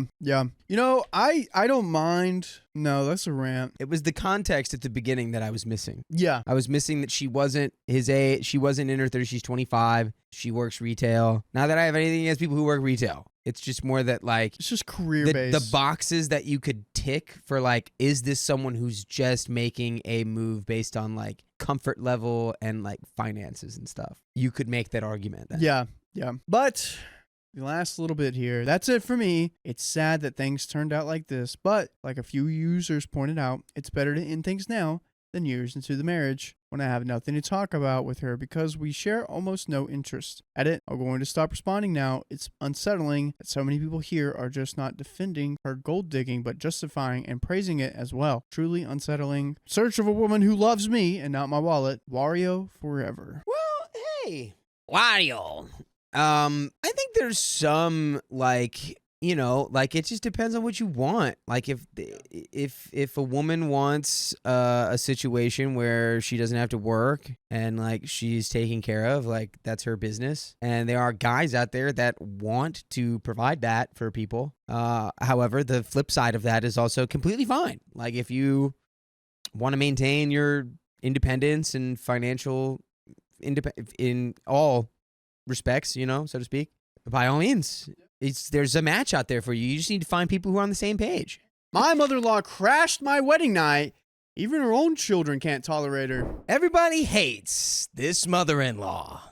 Sorry, this is a little long, but I feel like some backstory is relevant to the situation. All names and locations have been changed. To start, my mother-in-law, Stacy, 50 female, is a self-absorbed person, and my now husband, Jake, 27 male, has always known this about her, but her self-absorbed person I see tendencies usually were only really bad towards the men she was dating. Since she sees her kids doing well as a reflection on things she has done right versus things that have been accomplished on their own. By the way, this comes from Jana Eve Taylor. And if you want to submit your own stories, go to r/OK Storytime subreddit. So the first few years that I, 25 female, dated her son, she was very welcoming and kind to me, even buying me gifts and wanting to make plans to spend time with me, even voicing her support for us to get married and have children. I am more of an introvert personality, so I never really committed to making plans with her, but it was nice to feel like she liked me. I do not have a good relationship with either of my parents, so I would always encourage Jake to respond to his mother because she genuinely cares about him and loves him in her own way. He didn't have a bad relationship with her per se, but he didn't particularly want to be around her because of her behavior and narcissism. Moving a few states over with me seemed to help their relationship because he didn't feel obligated to see her as often, and it was more on his terms for planned visits. Every year, Stacy and her boyfriend, Gary, 60 Mel, would travel to where we live and stay for 4 to 5 days. Jake and I don't look forward to this particularly, but the first few times it went well for the most part. There would be just moments where Gary, who is a very kind and funny man, would say something casual that would set her off for no reason, which would lead to a very uncomfortable rest of the day. One time we went to dinner and Gary ordered a burger and fries. Stacy also ordered a burger, but when the waitress asked if fries were okay, Stacy said she wanted chips. When her food came out and she saw Gary's fries and her chips, she realized she wanted the fries and asked him to trade. He politely said he didn't want chips, but could call over the waitress to order her a side of fries. She went off. Oh, she'd be going out of the door because that's where I'd be putting her. I'd say, you're gone. Goodbye. I'm literally like, oh, you want fries? Oh, you didn't get fries? Now you want fries? I'll order you fries. And you're going to yell at me about that? Get out. Get out of here. I didn't think that was an option. I thought if your girlfriend wanted your food, you had to switch. I didn't not, know you now could. You're learning that you Now don't have you're to do learning. that. Yeah. What? You could ask Yeah. the waitress to come over and work out a deal? In fact, I think ordering her another side is even a better move. That's how much I care about you. One side of fries. Dang, That's how much I care about you. She started yelling at him in the middle of the restaurant about how rude and selfish he was and that he'll eat anything, so it shouldn't matter if they just trade. Gary can be confrontational back, but it usually takes a while to push him to the point where he wants to fight back. So he was trying to calmly explain to her that they could just order more fries to calm her down, which had the opposite effect. This went on for way too long than it needed to until we eventually paid and left. Every single time they came to visit, something like this would occur. Gary was incredibly nice to me and almost reminded me of a father figure that I wish I could have. So these encounters would break my heart. I started really dreading their visits and got more and more quiet around her because she's an introvert. It's like the death spiral. Yeah. It just gets worse and worse. Jake and I got engaged after 5 years of dating. We both decided to buy a house first and have a small backyard wedding since we don't know a large amount of people, and it felt it was more about the memories than the venue and money spent. That's super smart. Dakota might agree with that. I agree. A few months prior to our set wedding date, Stacy and Gary came for their annual visit. With the purchase of our house, the previous owners left this huge and fancy grill since they couldn't take it with them. Neither Jake nor I owned or used a grill. So Gary brought all of his personal things from home to clean the grill, filled the propane tank, and even cooked us a wonderful steak dinner. He was very kind and delicious. This is probably 3 p.m. on a sunny weekend day, and we were going to play some game in the backyard. Gary even cleaned up our plates and put the leftovers in the fridge. Well, Stacy decided she didn't want to wait on him anymore and went in the house where he was cleaning up and started screaming at him to hurry up because he was making us wait. Stacy, girl, do you even realize what you got here? Why are you doing this? What's up? What's going on? Like, What's what up? is it? What's making you do this? Yeah, dude, this guy cooks steak and cleans up after himself. And he's the worst. What's going on?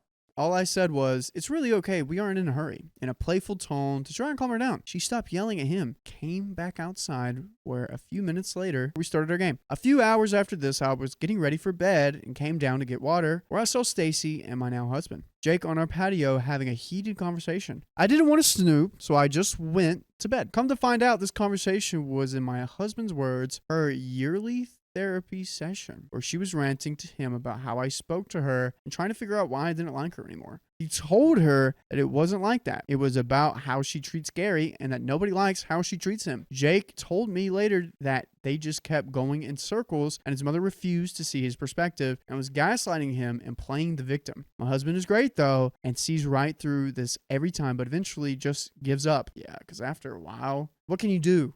After a while, it's like it's over. It's what this person's not going to change. You're just going to be in this perpetual cycle of being upset for no good reason. Yeah. Like, I just can't get over you ask specifically for the chips, then you realize you want the fries, but then you have to have my fries instead of just more fries. That's whack. And then I cook steak, I clean it up, and while I'm cleaning up, being a responsible guest, you yell at me because it's taking too much time. Trash. That's trash behavior.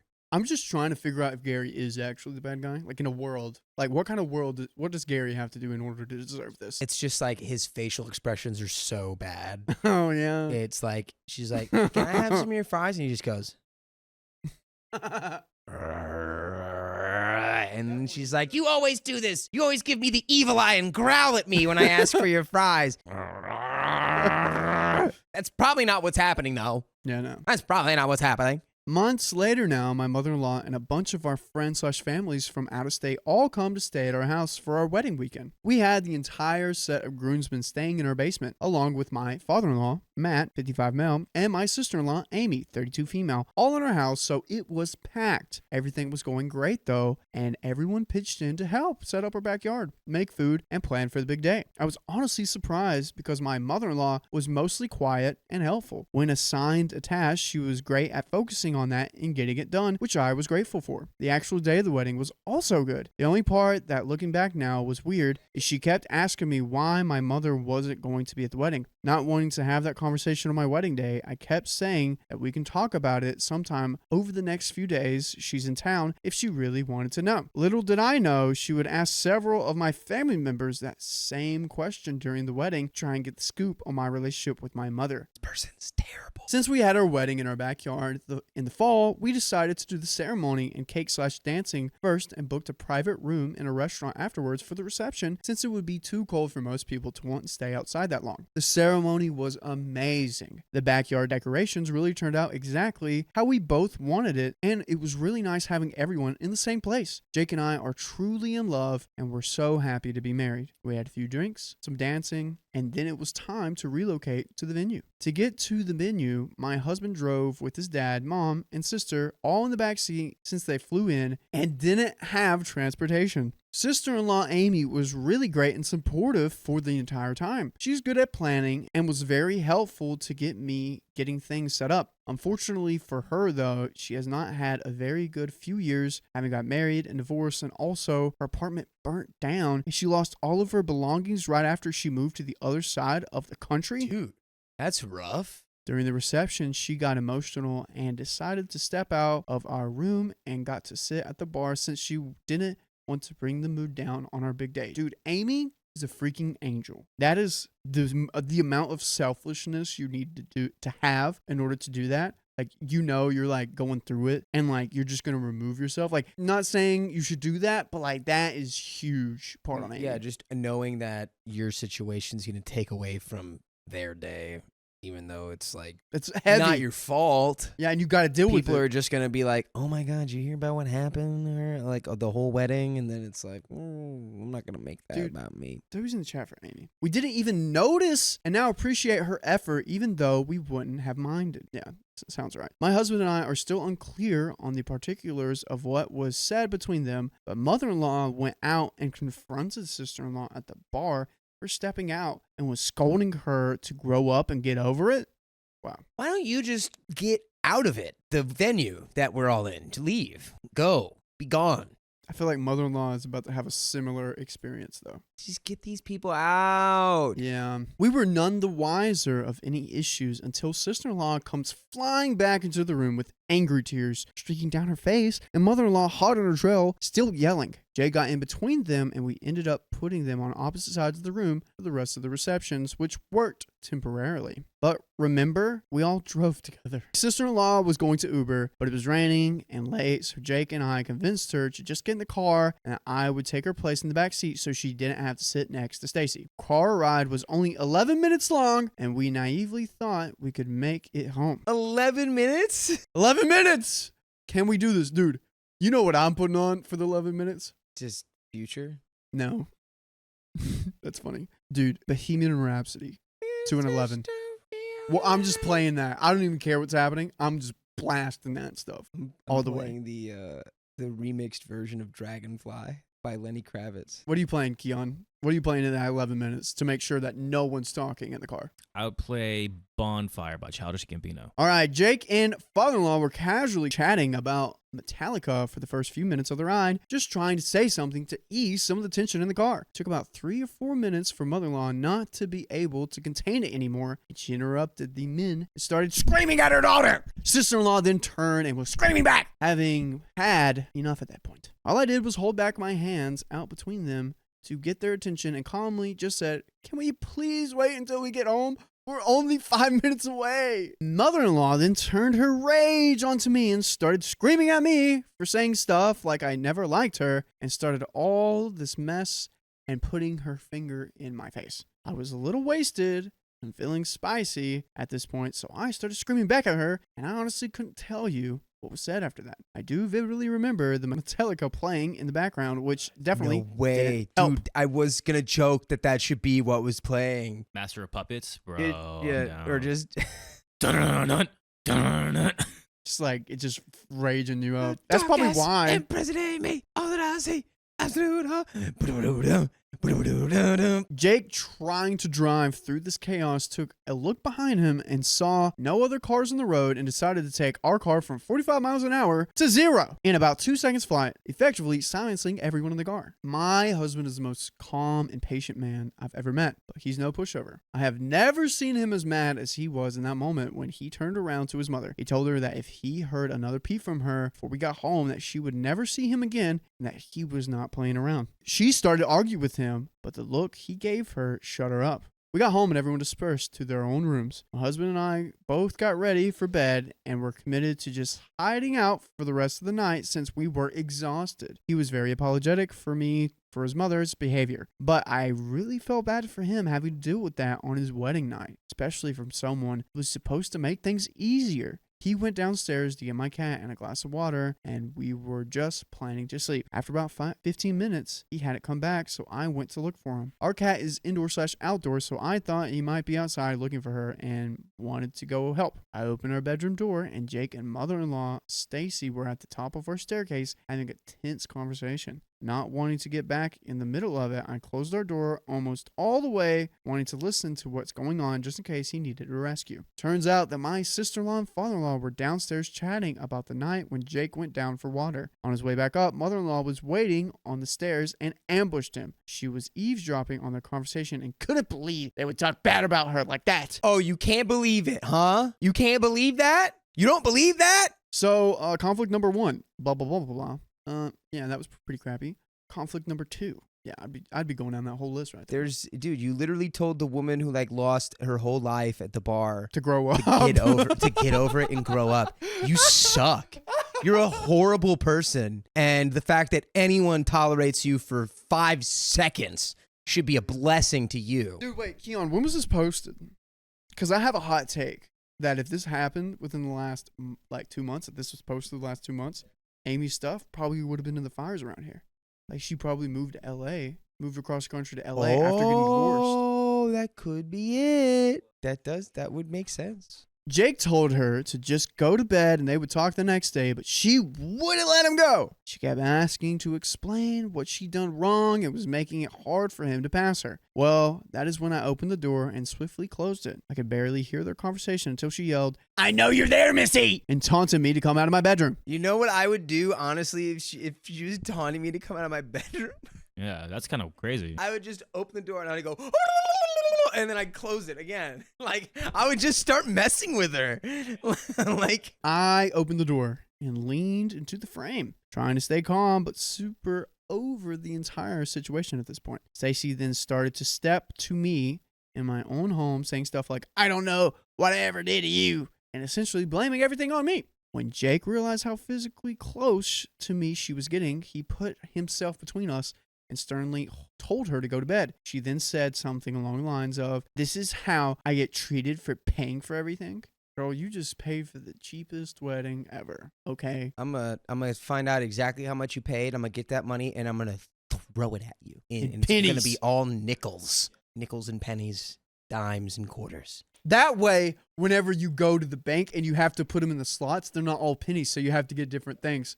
Which is not close to the truth, since all she paid for was the reception dinner, which we didn't even ask her to do, considering she grabbed the check out of my husband's hand and voluntarily paid for it. He again told her to go to bed, and after a few more minutes of peddling with her to stop, he had enough and took the cash she had on him, which was probably $50 or more, that she had paid for the food, and threw it down the hallway at her and told her to get the F out of our house. Boom! Throw that money. Bang! That's crazy. Well, it's crazy when you volunteer to pay for something and then later just use it as a thing where it's like, well, I guess that's what I get for paying. And it's like, well, yeah, I mean, what, so now you're going to act like that's something you can hold over me? Yeah, because you offered to do it. We both at this point knew we weren't getting sleep anytime soon, so we joined father-in-law and sister-in-law downstairs. Every 20 minutes, Jake would go back up and check in on mother-in-law's progress of getting her stuff packed and finding a hotel. He was being very patient considering she was wasted, and it was about 3 o'clock at this point, but was not letting up on punting her out. Eventually, she booked a hotel and had her things together, which he carried downstairs for her, and even agreed to drive her there on the condition that she would not talk to him. He says that she tried, but he just sat there and acted like he was an Uber driver. Jake and sister-in-law weren't optimistic, but they were hoping that mother-in-law would come to her senses after sobering up and getting some rest. Well, what do we think here? Did that happen? Look, I don't know. Kick her on the morning, man. If your mom's like drunk and it's 3 a.m., just like let her sleep. She's And not, then though. Take care of it in the morning. She's not. He's telling her, go to bed, go to bed, go to bed. And she's just bickering with him. Well, isn't he telling her to pack? Well, because she wouldn't go to bed, because she kept like, he's like, you know what, get out of my house. He did it. He tried. He tried. That unfortunately isn't what happened. She doubled down the next day and sent my husband about 4 or 5 long texts about how this entire thing was my fault somehow, and that I'm an evil mother hater, and that I'm trying to break apart their mother/son relationship. Jake typed out a well-written response with his perspective on everything that happened as a last-ditch effort to get her to understand, and to also have a written account while things were fresh in his memory. But self-absorbed person can't take responsibility for anything, and she is convinced that she is the victim. Look, and I don't know if I get misconstrued when I said like she's drunk, just let her go to sleep. It's like her being drunk doesn't excuse her behavior at all. It doesn't make it. Nothing what she's done is okay. It's just more like it's 3 a.m. She's drunk. Trying to get her to pack and get out of your house right now is going to be like infinitely more difficult. Well, he did that. Than just waiting to the next day. That's what he did. Dakota, you're missing it. He tried to tell her to go to bed, and he's like, the only thing that she's gonna do is have to get out of my house. I thought it went straight from he threw the money at her, and then he No, was like, he you're was like, getting packed up and you're leaving So they were now. at the top of the stairs. He's like, I don't want to have this conversation. Go to bed, please. I don't want to have this conversation. Go to bed, please. Doing it for like probably like 15 to 20 minutes, and then she was not listening. And then he was like, I'm done. You're gonna throw in my face that you're paying for something. Get out of my house. So back on it. So now she's still convinced that she's the victim. My husband has not seen or talked to her since that weekend. He said he's going to do nothing with her until she deeply apologizes to both of us and sister-in-law for what went down and takes accountability for it, which will likely never happen. She still blames me, even though I had the least involvement out of anyone. I know Jake is sad about the situation, even though he didn't particularly care to spend time with her before. Cutting ties with family is never easy, especially when it didn't have to be this way. And by the way, for you to have the only happiness in this life is if you go to your favorite podcast platform, search up OK Storytime, and you will hear a plethora of stories just like these. How many days are we at, Dakota? 50 and counting. On the bride's side, we've been happily married for 2 years now and are expecting our first child, which she will likely never get the chance to meet. I read these things all the time where the man doesn't stick up for his wife, and I'm beyond grateful that my husband stuck up for me. Dude, facts. Hope this story is entertaining, LOL. It gives us a good laugh now, and we've healed and move on. Okay, we got 2 comments left. Comment number 1. Jake is an absolute jewel and has a very shiny spine. You are blessed to have him. A word of warning, though. I don't know if your nightmare of a mother-in-law knows about your pregnancy or not, but if she does find out, be prepared for all kinds of love bombing, because she's going to want to be a grandma. That's going to require a whole new set of boundaries if you decide to let her be a part of the baby's life at all. Best wishes for a safe pregnancy and a beautiful, healthy baby. OP replies, we honestly don't know if she knows. His sisters have said they didn't tell her, so unless one of his aunts or random family member that a friend on Facebook did, she still doesn't know. We've talked about this a lot recently and have pretty much both agreed that even if someday my husband chooses to let her back in our lives, it won't be the same, and she won't ever be allowed to stay overnight in our home or be alone with our children. He sees right through her, and I'm not too worried about the love bombing. Thank you for the best wishes. We're due in about 2 months and are thrilled. My husband is going to be the best dad. Comment number 2. So you still talk to father-in-law? OP, yeah, they divorced when my husband was very young and he was completely on our side with everything. And that's it. They divorced? Husband, father-in-law and mother-in-law. Well, great, because she sucked. Yeah. I'm sure dad's better off. Yeah. My mother was taking my tip money. I confronted her about it. Did someone tip you off about that? Oh. So I'm 19 and I live at home with my mom, dad, and 2 younger sisters. I work at a restaurant as a waitress and I commute from home to school. I love my parents and sisters and have a solid relationship with them. My dad is helping me pay for college and I drive a car that he leases for cheap from his work so I can focus on college, extracurriculars, and saving money. I don't fight with them often, and they give me a pretty good amount of freedom when I come and go, recognizing that I am an adult. That's what we like to see. Yeah, you are an adult. Yes. By the way, this comes from Princess of Salt, and if you want to submit your own stories, go to the r/OKStorytime subreddit. That being said, my family has a long history of mental illness. I have posted on Reddit before about how my youngest sister has neurological and psychotic disorders, and my mother has severe bipolar disorder.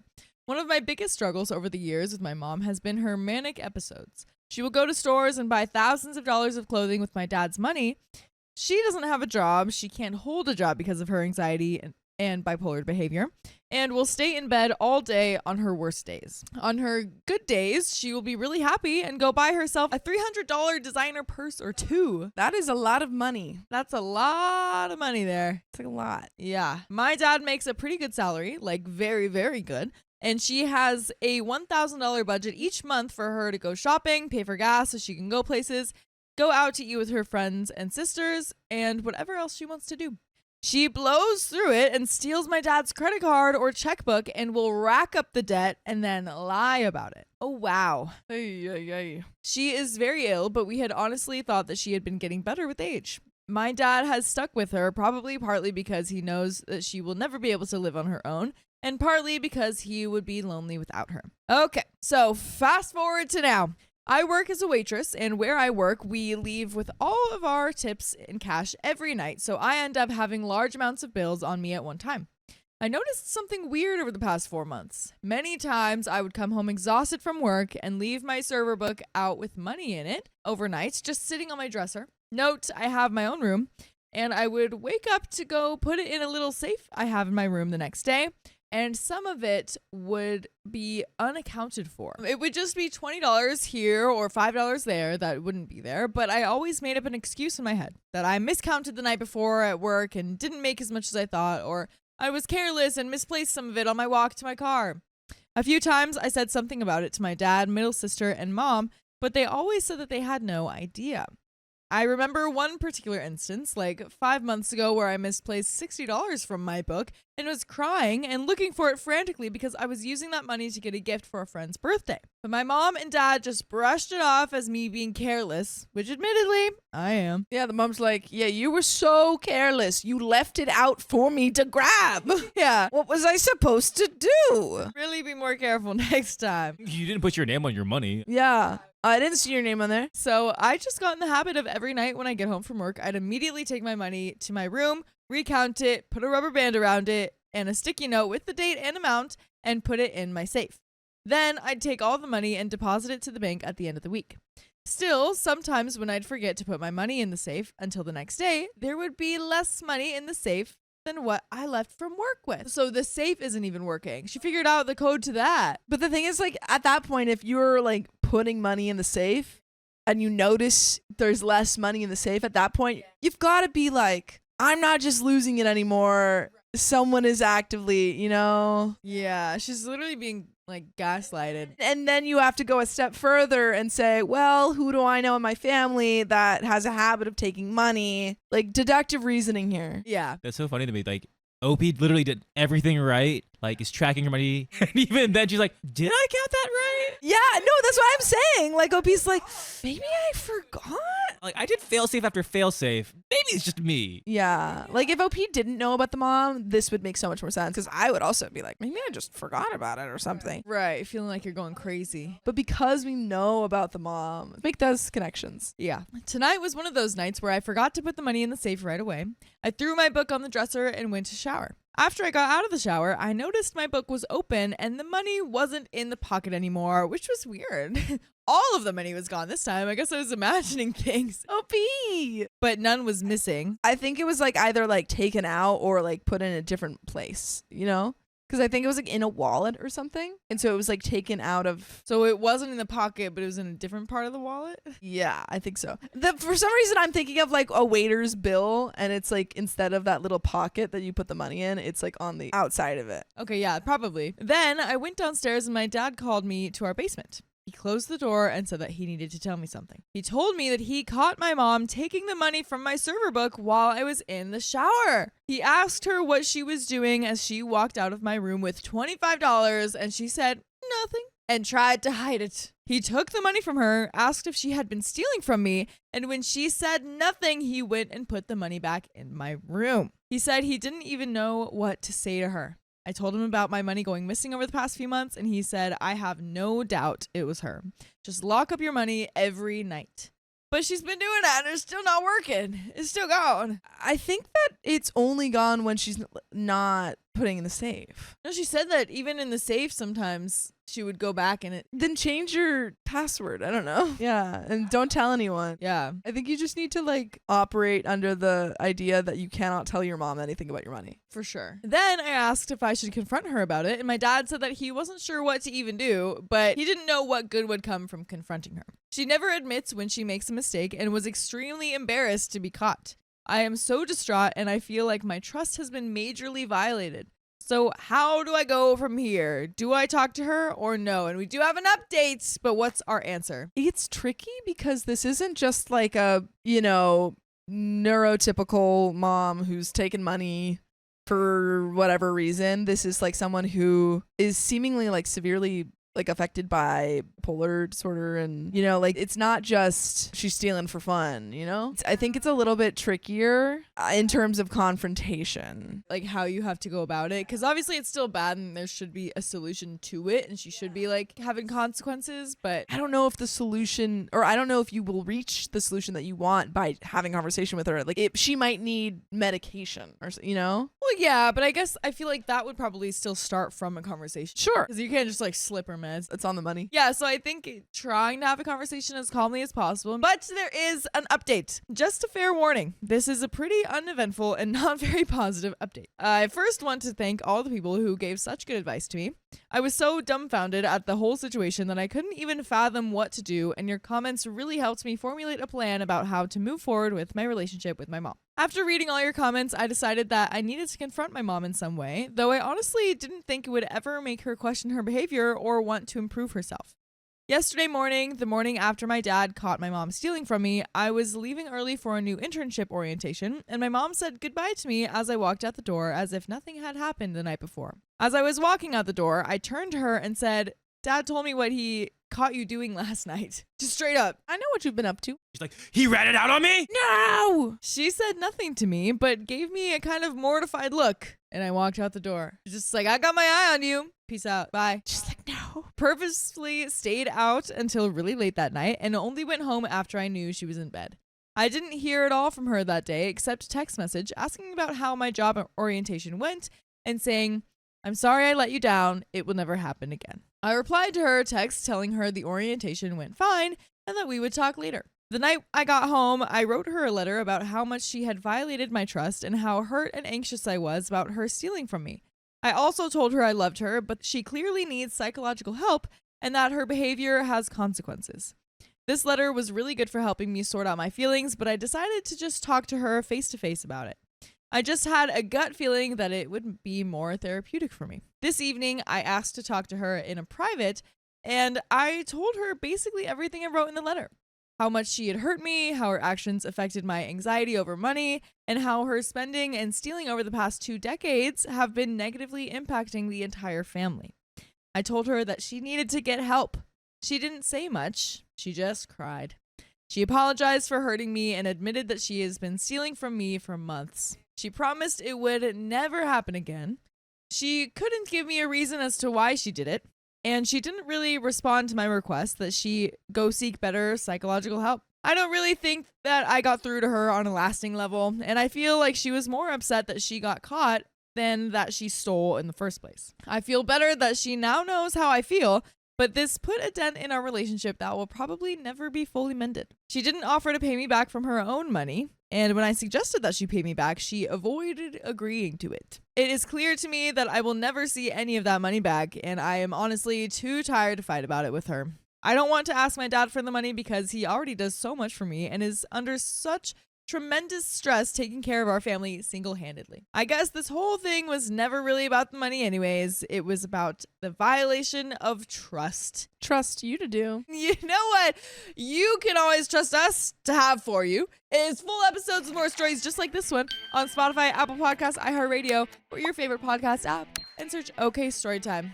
We'll never violate your trust, I promise. Never, never, ever. Pinky promise. There is a little bit more to the story, but what do we think so far? It's like it was a needed conversation. Yeah. Again, when it has to do with a literal medical condition or like a psychological condition, it's so hard to have like any kind of actual, I don't know, stuff come out of that conversation, you know? Any like resolution? Yeah, exactly. Because she can say whatever she want or whatever she thinks you want to hear, but she's still probably going to have those same kind of urges to spend when she's having like her highs. Right. Yeah. I think you needed to say it. Yeah, I definitely needed to say that, but there is a little bit more to the story. So I almost feel like a failure and a pushover for not fighting harder to get the money back. But I guess I just don't have the motivation to have a huge fight with her, and I will never be able to prove how much was actually taken from me over the months.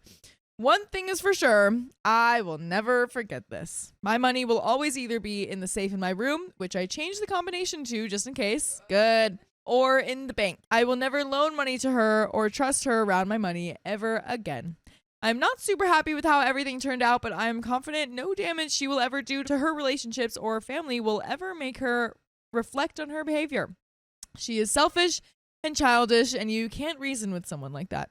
Thanks for all the support. This subreddit will always be my favorite subreddit because the people here are just so great. And that's the end of that story. And there you have it. There you have it. I think you got to do what we said. Yeah, and it looks like she is, and that is really unfortunate and not ideal for your mom's behavior. No. But it seems like she's in an okay headspace about it. Just being like, you know what, at the very end of it, it's out of my control. So you kind of just have to do what you can. Yeah. But that's the end of that story. My brother-in-law berated my sister, and I just laughed. How about you behave? For some background, my parents have 3 kids, Maya, 29 female, me, 28 male, and Sally, 26 female. Problem is Sally. When she was born, she had some form of medical condition which led doctors to believe that she wouldn't survive at all. But my parents never gave up. They spent money and time on her treatment, and a miracle happened. By the way, this comes from user LaughingGuy69, and if you want to submit your own stories, go to the r/OKStorytime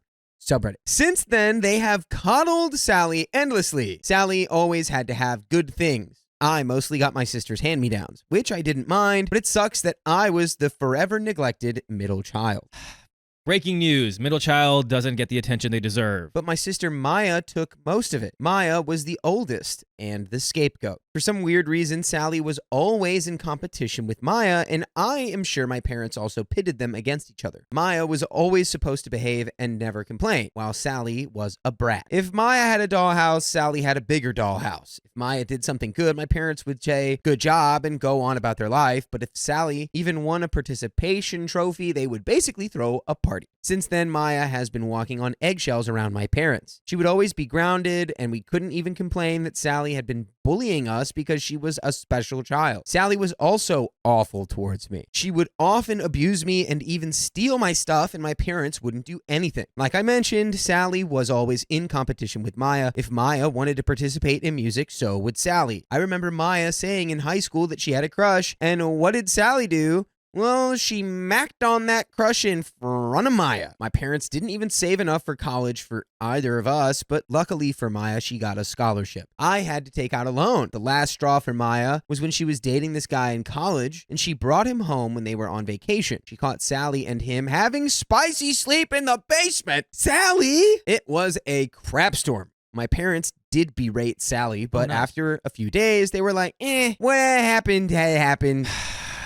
Course. It would be wrong to separate the lovebirds. That was it for Maya. She screamed at them that she had endured their abuse for all these years, but not anymore, and she cut them off. No contact. There was a lot of tension. Some of my uncles and aunts were divided. Sally was just as shameless as she was and went on to date Maya's ex. She's just rubbing in her face that she's better than Maya. What a stupid guy to date that girl. Maya eventually got over it and met a nice guy and got married. She did invite our parents, but not Sally. My parents didn't go, but I did. Now she's currently pregnant with her first child. My parents reached out to her, and although Maya was skeptical, she agreed to reconcile. So our family has this big dinner once a year at their place where all the relatives and cousins are invited. Maya came along with her husband, Adam. Sally was also there with her husband, Maya's ex. That's wild. I guess they were lovebirds after all. That's wild. Throughout the evening, I noticed Sally tried to be closer to Adam, but he would just shove her off. When it was time for dinner, my parents made a toast. Then Sally stood up and said she was so lucky to be here and that she almost passed away when she was young. Barf. She then redirected to Maya and said, "Sis, I know it must be hard for you because your ex is now my husband, but thanks for the blessing. I know it must be hard for you to be here knowing how hard it was for you to compete with me, but I applaud your bravery." That was the moment Adam stood up and shouted at Sally, saying how dare she insult his wife. Who the F does she think she is? Then the word vomit started. I'm just paraphrasing it. Quote, "You think you're so special because you were a miracle baby. Well, guess what? I was a miracle baby too, and I don't whinge about it all the time like you do. You are such a pathetic woman that the only achievement in your life that you have is something that was accidental. What else do you have to show for? Everything you have was basically borrowed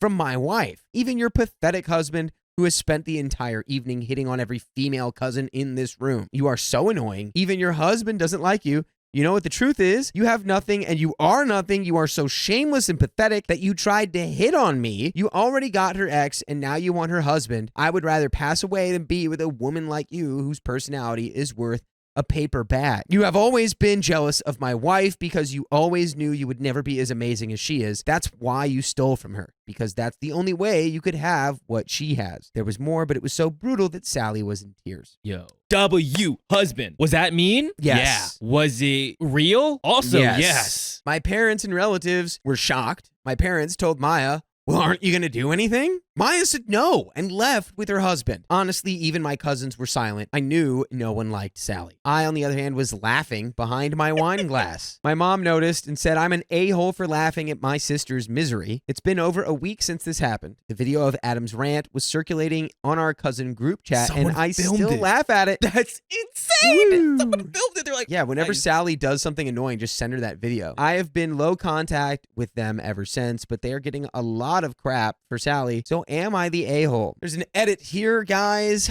Please stop asking me for the video. I want to protect the privacy of my family. I even used fake names for that reason. Can't give you the audio as well because in my book, it is a breach of privacy. I have made a dialogue of what went down on the video. It was a short video. I hope you guys enjoyed it. Update. For privacy reasons, I cannot post the video or the audio. Please understand that, but I am writing the dialogue that went through. Also, even though we live in the States, at home we speak in our native language, so a lot of translation would be robotic. We have the characters Sally, Maya, Adam, mom, and dad, and Sally's husband. Sally sits down after insulting my sister by saying she's competing with her. Huh? What is that supposed to mean? What do you mean? You literally just insulted my wife in front of me. I want to know what the heck do you mean that she is competing with you? Oh, Adam, you have no idea. Maya's always been pining for my husband. I know it is sad that he fell in love with me, but I'm happy she let it go. Yeah, I am glad that she was with me rather than your perverted husband who's been hitting on every girl cousin here. How dare you speak about my husband? How dare me? How dare you speak to my wife like that, Sally? Who the F do you think you are? The Queen of England? I won't even make you the Queen of Garbage Island. Hey, you watch it. No, I would not. I would not sit here and watch as your useless daughter talking crap about my wife. Sally's crying at this point. How dare you insult my wife, you see you next Tuesday? You think you're so effing special because you were a miracle baby? Well, guess what? I was a rainbow baby too, but I'm not as annoying as you are. You are not the only miracle baby in the world, you dumb butt. There are a million others. Sure, they don't witch about it. What else did you think you deserved in the world? What do you have to show for? My wife is a valedictorian who earns 6 figures. She has respect in the society. What do you have except for your stinking attitude? You are a college dropout who has no life skills and has been mooching off her parents. Your entire life is borrowed from your sister. Stop it! Stop it! I'm not gonna stop. You want to hear the truth? The truth is, you are a piece of crap. Nobody will miss you if you passed away. Nobody likes you. Not a single person in your family except for your mom and dad who failed to raise you. Stop, or else I will throw you out. I don't give a rat's butt, looks at Sally. And you know what? Everyone saw how disgusting you are, trying to seduce the husband of your own sister. I was just trying to be nice. Oh, like how you were trying to be nice when Maya brought your husband home? Is this how you say hello in your family? Effing outsiders? How about I F your dad and husband to express my gratitude? Do not take me for a fool. I know what you're trying to do. That's it. You're going way out of line there, mister. No, I'm making a line between your slutty daughter and ours. How shameless are you? Your own daughter is trying to sabotage the marriage of your own oldest daughter, and you're silent? Where was this energy of yours when Maya was crying in her room? Or when her own boyfriend was cheating on her with her sister? Is this the morals you taught your daughter? Do you even have empathy for your other kids? Opie and Maya had to suffer a lot because your own daughter is the effing Miss Trunchbull. Where was your attitude then? Would you have held Maya accountable if she slept with one of Sally's boyfriends? Answer me. I don't need to answer a stranger. I'm not a stranger. I'm your daughter's husband. I have every right to speak about it. I have every right to call you out on your daughter's BS. Listen, Sally, you think people actually like you. Well, we don't. None of us in this room full of 50 people likes you in the slightest. You really think that you are pretty and that guys will just fall for you. Well, you are an ugly C-word. Your personality is worth of a paper bag. The only reason why your husband is even married to you is because you faked a pregnancy and then faked a miscarriage.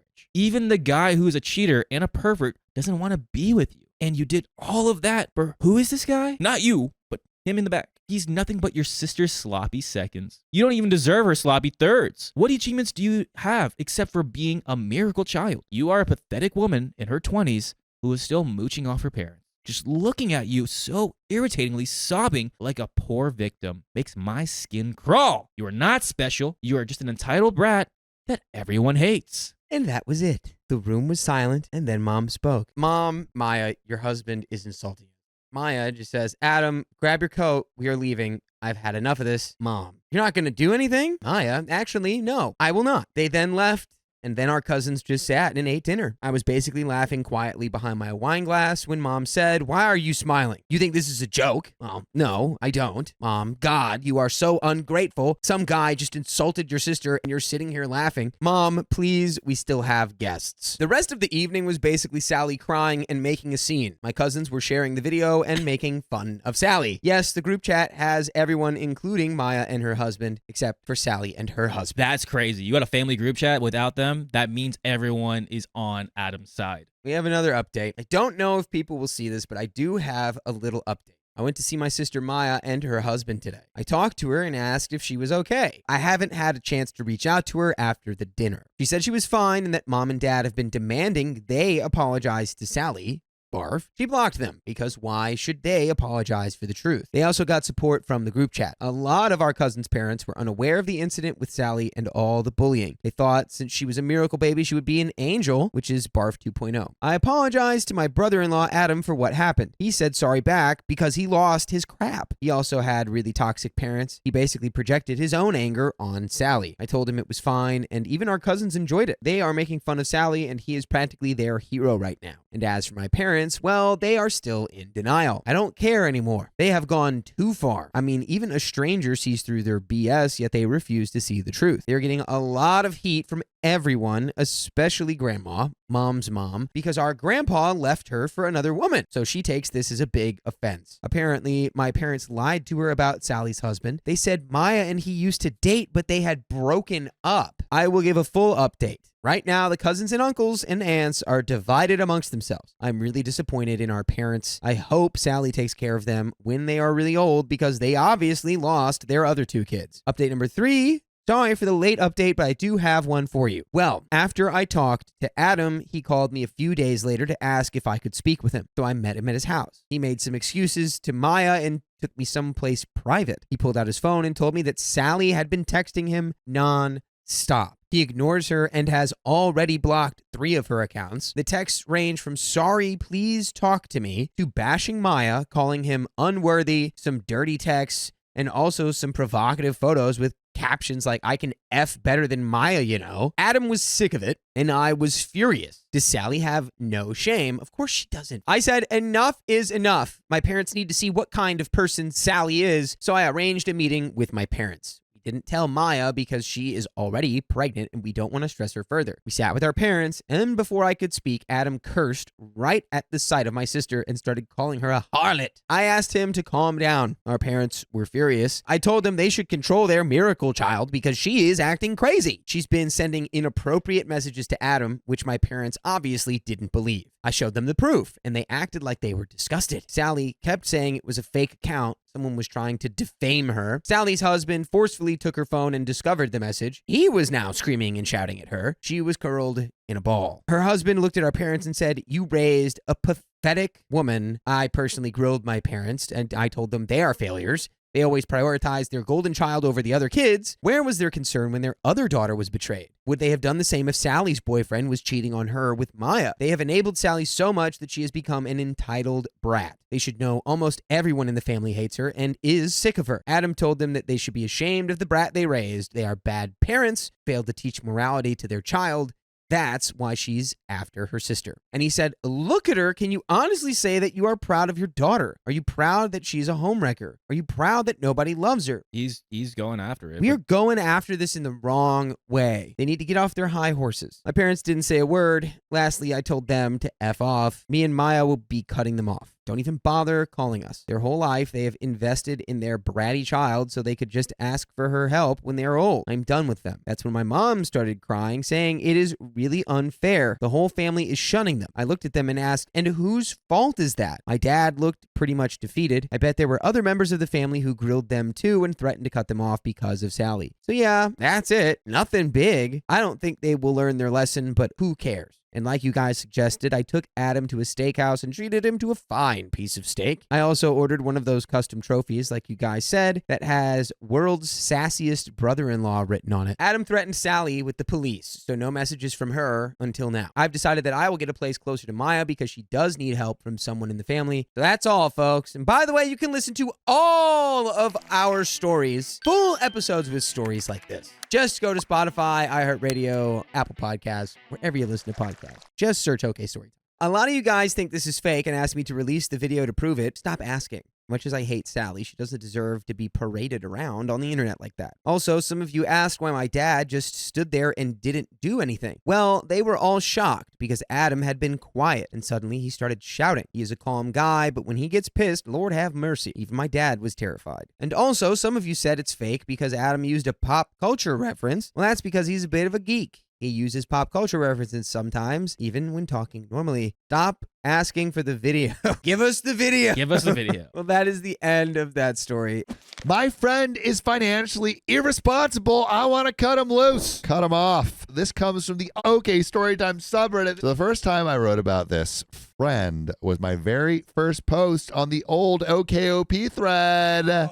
And it got deleted with it. So I'll keep the same name for the friend, Jay. His ex-fiance and fiance both make appearances. They'll be Ned and Lee, respectively. The first time I loaned Jay money was over 3 years ago when the agent who helped him come to China and connect him with a school suddenly demanded to be repaid in full. I don't know the full story, but basically things were going to get ugly if Jay didn't come up with the money by the end of the week. Like, kneecaps broken? Is that kind of ugly? I decided to help out someone I thought was a friend at the time and took on the 78,000 won, time roughly 8,000 USD, now closer to 11,000 USD. Yay, US government debt for him. Wow. That's crazy, bro. Yeah, that's a lot of money. That's a lot of money.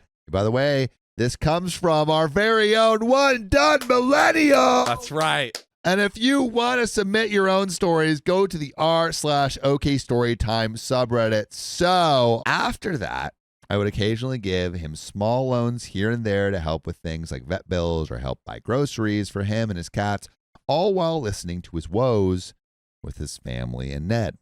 Family drama really started to ramp up a year and a half ago when his sister and dad passed away within months of each other from a heart attack. Oh, it's rough. That's really hard, but that doesn't necessarily mean you should give him more money. You already gave him $8,000 to $11,000. The last summer, his son had a brain tumor that his baby mama hadn't told him about for months. So while back in South Africa, he got baby mama to give up custody, and his other sister is now taking care of him. Helped out with a lot of bills and other emergencies, including one of his 2 cats suddenly passing away that he wouldn't even. This man, he is a black cat. Man is the unluckiest dude ever. He's addicted to spending your money. I don't even believe all of these things are happening. Like, is man lying to you to get more money? Yeah, this is very suspicious. I can't lie. So much just terribleness. Anyway, including one of his 2 cats suddenly passing away that he wouldn't even take to the vet until I gave him the money. That's suspicious. That came up during this time, and now the current total he owes me is 180,000 won, almost $25,000. That's crazy. $25,000. It's a big load. Like, I would be more okay giving someone $25K than loaning it. I feel like if you can't just lose that money, giving that is a little spooky. Well, now some of it is interest for loaning him the money, but it's like I gave 35K, 4,800 USD, so please pay me back 37K, 5,000 USD, that he would agree to that kind of thing. Everywhere else to get loans would charge at least 5 times what I would ask, because again, he was my friend. He would pay me back a couple hundred or a few thousand yuan here or there, but it was not consistent. And again, a couple hundred to a few thousand won is like 50 to 300 bucks. So like not much. I kept trying to give Jay ways to pay me back, including trying to help him find a better job. Supposedly his current school is nuts and keeps taking money from him. So One Dead Millennial is literally like out here saving this guy. I have experience with crazy schools in China, so I know it's plausible, but 2 years in a row, I helped him find better schools that would pay more, only for him to back down and stay at the crap school to stay with the kids, in his word. Do chores for me like walk my dogs when I'm busy or clean my flat once a week to start offsetting the cost. Man would need to be your living butler for a year Yeah. for him to have any chance of paying that off. He walked the dogs a grand total of 2 times and never cleaned the flat. Pet sit for me when I would go on vacation. And last summer, in addition to his son having a brain tumor, he found out that Ned was cheating on him, so they broke up. Man is a bad luck magnet. What's going to be the next thing that he needs money for? I don't know. He was so upset about cheating that he slipped and broke his foot, and Yeah. now he can't fix his foot. Yeah. He's be broken forever. He needs surgery for a broken heart. It did not take long for him to meet Lee. Jay and Lee are apparently so in love that Lee is wanting to move to China to be with Jay. I see you. I think Jay is going to need money for Lee to come to China, That's a good ICU. but also trying to escape his toxic closet guard family that hate Jay. I figured Lee is paying his own way to China. Have you not watched this show at all? Do you not know the signs? Well, I figured Lee is paying for his own way to China and Jay is just helping with logistics, but no. Turns out Jay had gotten a loan from someone else to pay for him to come to China, which is why he hadn't been paying me back for months. At least it's not you, but it's also taking money away from him being able to pay you. Oh, that's true. This all frustrated me to the point that I had enough and got a contract written up for him to pay me back. At first, Jay said he wanted to pay me back 5K yuan a month, $680 to pay me back in 3 years, but then immediately said he wouldn't be able to pay me the 2 summer months because of moving and summer vacation. So make sure that was in the contract. I decided it would be better for him to pay me 3K won, 410 USD a month over 5 years instead, so he could keep it consistent and make it a habit. Which honestly, I kind of like that. You get him in the habit of paying you. Just like, we can lower it, but there should never be a month where it's skipped. The only catch is that each month he misses a payment, the total he still owes me will get a 0.3% increase, so there's a consequence for failure to pay me back. We signed, and I thought that we'd be that for the next 5 years, and he could pay me extra here and there if he had extra to pay it off faster. It didn't take long for Jay to ask for another loan. I feel like Jay should just ask for a loan from the bank to pay off OP. Probably doesn't have the credit. Lee was arriving soon, like 2 days, and Jay realizes he has no money to host Lee, so he wants a separate $2,700 loan that he will pay me back a separate $2K a month on the side so he can pay for everything while Lee is here in China. No, he already owes you so much money. Do not lend him more money. Please tell me you did not lend him more money. He even applies for a credit card, but then realizes the card charges a crazy amount on interest and missed payments, so cancels the application before I even respond to his text. I tell him, no. Good. Yes. Finally. And he whines about how it may not be important to me, but it is important to him that Lee be comfortable here, and he makes a good impression. You know, don't have Lee love you for your money. That's have the him dumbest thing love ever. you for you and the massive amount of debt you have. Maybe he'll love you so much that he'll pay it off. He even sends me 2K in advance. I think that's 2,000 won for the $20,000 loan. Basically, he wants to pay me 2,000 for 20,000. The whole reason we have a contract for him to only pay me 3K a month was because he can't afford 5K a month. So he was planning to use a separate loan from me to pay me back or something. How does that make sense? So it turns out Lee has no idea about Jay's financial troubles, and Jay doesn't want him to find out. He tries to reapply for the credit card despite the downsides against my advice, and they tell him he has to wait 3 months before he can reapply. So he sells his PS4 and I think a refrigerator or something so he can have funds for Lee. Also, dude, Jay is the first man in history to attempt to pull off a Ponzi scheme with only one person. He's literally like, hey, just give me another loan. And he uses that loan to pay off the other loan and so on. Dude, I mean, hey, Jay is the Bernie Madoff. Bernie one off. So he sells his PS4 and I think a refrigerator or something so he has funds for Lee. Now, Lee and Jay's plan was that Lee would come to China for the last 3 months of Jay's work contract and they could go back to South Africa with what frickin' money, Jay, for the summer before both coming back to China to work. Problem, Lee doesn't have a college degree, and Jay is convinced Lee needs one to get a visa. Spoiler, he doesn't. I proved it multiple times, but he isn't listening. So now the plan is for Lee to go to college for a visa and then later get a job. Now, where are they going to get the $20K for Lee to go to college when Jay can't even come up with $20K to host Lee for 3 months? I did agree to meet Jay and Lee for dinner one evening to meet Lee, which is when I found out Jay had gotten a puppy. Jay, you can't take care of yourself. My immediate response was, why did you get a puppy? You have no money. Jay sent me an angry text about bringing up his financial problems in front of Lee because he doesn't know about it. Maybe he should. So I responded with my own text about him being stupid and saying he is not stupid, but then I pointed out him getting a dog he can't afford and not confiding his financial problems to his partner while trying to pay for everything is stupid. Now, Jay again is looking for a loan and realizing everywhere asks for crazy interest on loans. So last week he was back begging me again.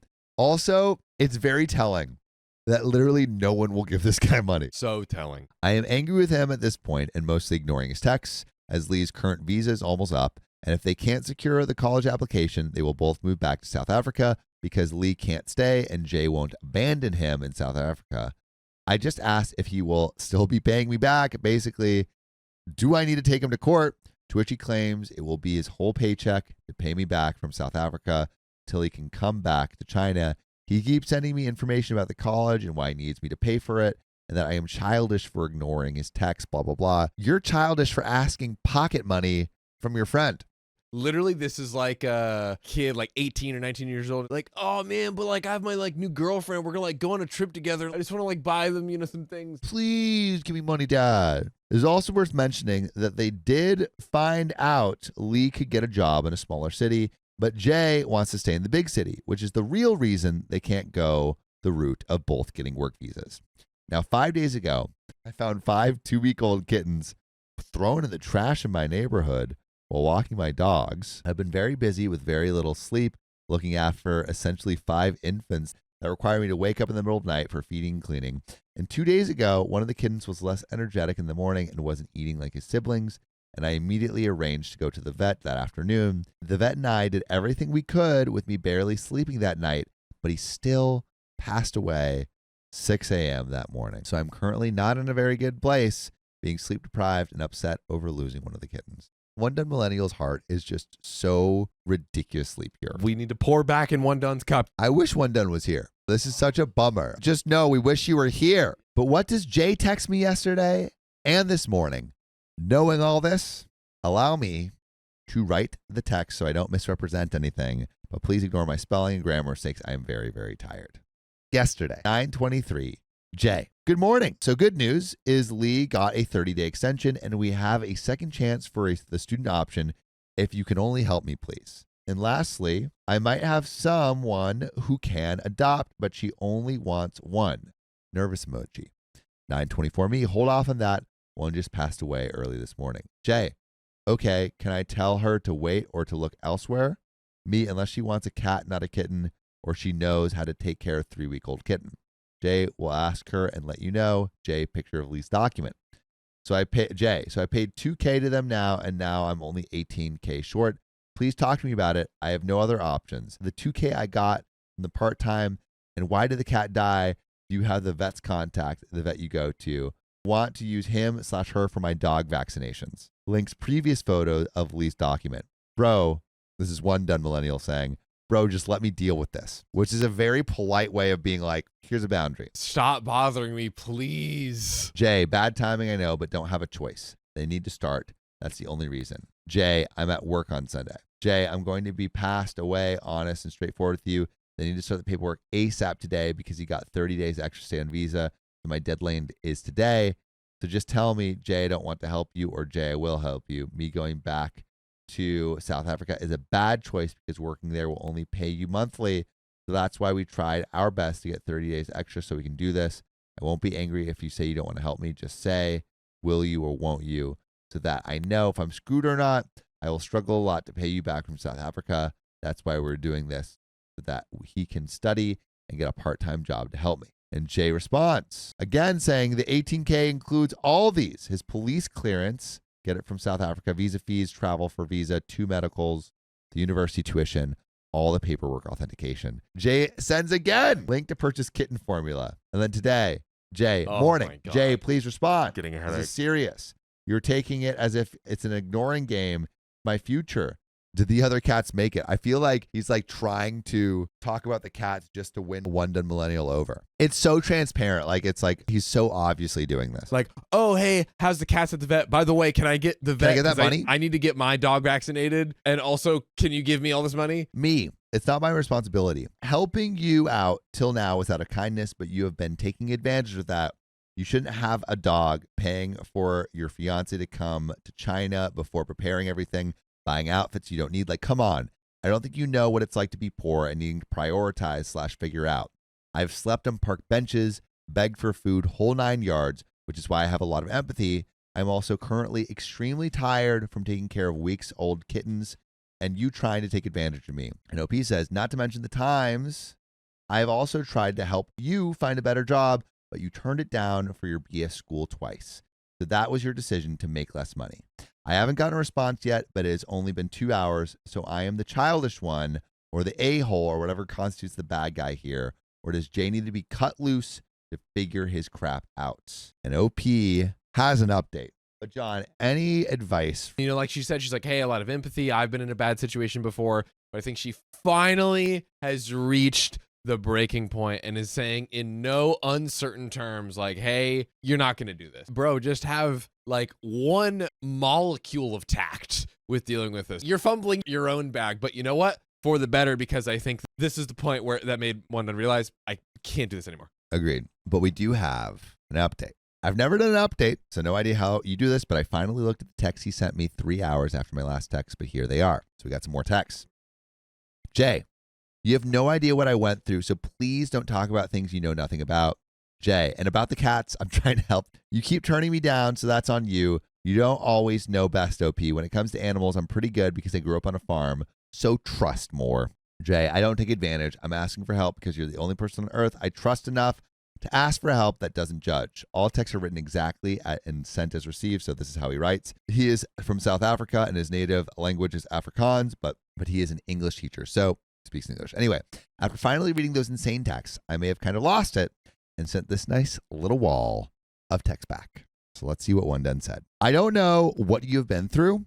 You claim you went through all these hard things, but you have no idea how to budget or prioritize funds, which every poor person who has had real financial difficulty learns how to do. And as for helping the cats, what have you really done other than send a single potential family to adopt that fell through and send me a link for kitten formula that I already have?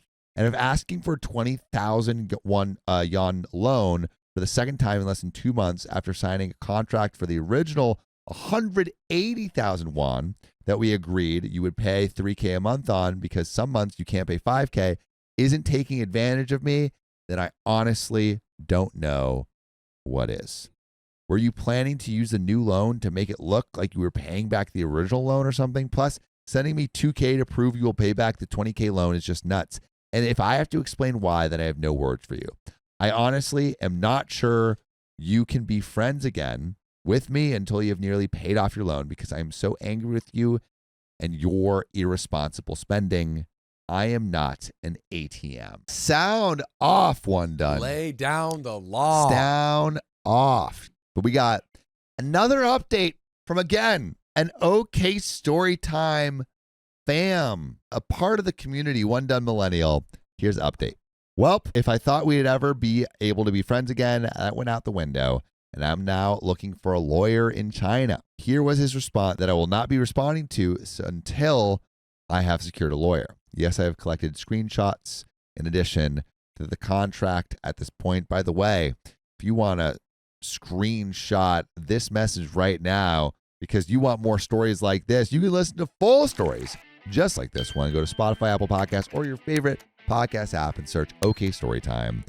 There's another relevant update and a response from Jay that I think will seal the end of this friendship. John, what advice do we have? Run, one done, run. That's my advice. And you're doing it. Shout out for One Day Millennial for putting that freaking barrier down. I will say, and maybe this is just a total lost cause, but trying to figure out how you can get some of the money back, but still lay down those boundaries and everything. I think from everything you're saying, it's like, not worth it, but hopefully we can lay it down and get some peace in a way where we still recover as much as we can. But Jay responds. Firstly, you call this ungrateful, saying I only did this once and it failed and this and that.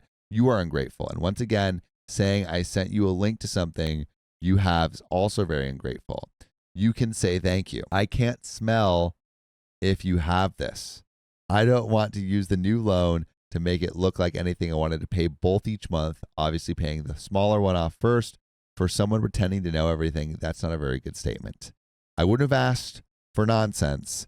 This would have helped me so much, but you won't understand. People with one-sided minds when it comes to relationship won't understand. I am also angry with you now because you think you know everything, and I hate ungrateful people. And please don't make me explain to you what ungrateful is.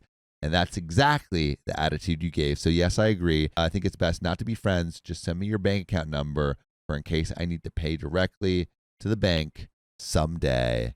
Thanks. Someday. Yeah, he's gone. It's over. But at least you don't have a mooch friend anymore. No friend is better than a mooch friend. That is my greatest pet peeve. When you pay for a steak and they say they're going to Venmo you, snakes in the grass. Snakes not paying for steaks. Well, that is where that story ends. My boyfriend has been lying our whole relationship. He has one chance to fix things. You only get one shot. I met John in June of this year. John. We hit it off instantly, basically being the same person, but in different bodies. We have the same education, work in the same field, and have an equal appreciation for the important things that truly matter in a relationship. We said I love you about 2 weeks ago, and things were going great. Wait, they've been dating for how long? When was this posted? I need to know when they said I love you. We said I love, yeah. How long into the relationship did they say I love you?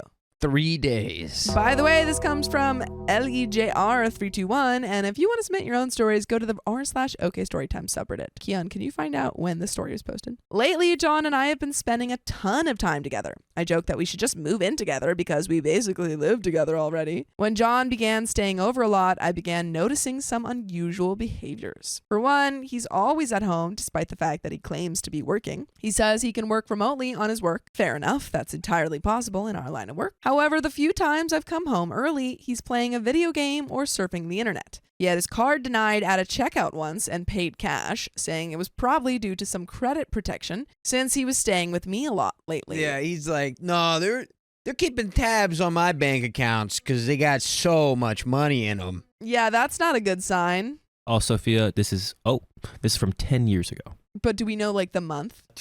Does not say. I'm going to keep investigating for you. Dang it. I just want to know how long they've been dating. I live 2 towns over, so it's not entirely out of the realm of possibility that he was flagged. Yes, it is. It's out of the realm of possibility, my friend. 2 towns over? You're in the same country. Out of a desire just to ease my nerves, I've searched for him at the company he said he worked at. I found his name instantly, but the last time he's mentioned is in 2014. So that would have been a year probably, because this was 10 years ago. Just a cool little gap year.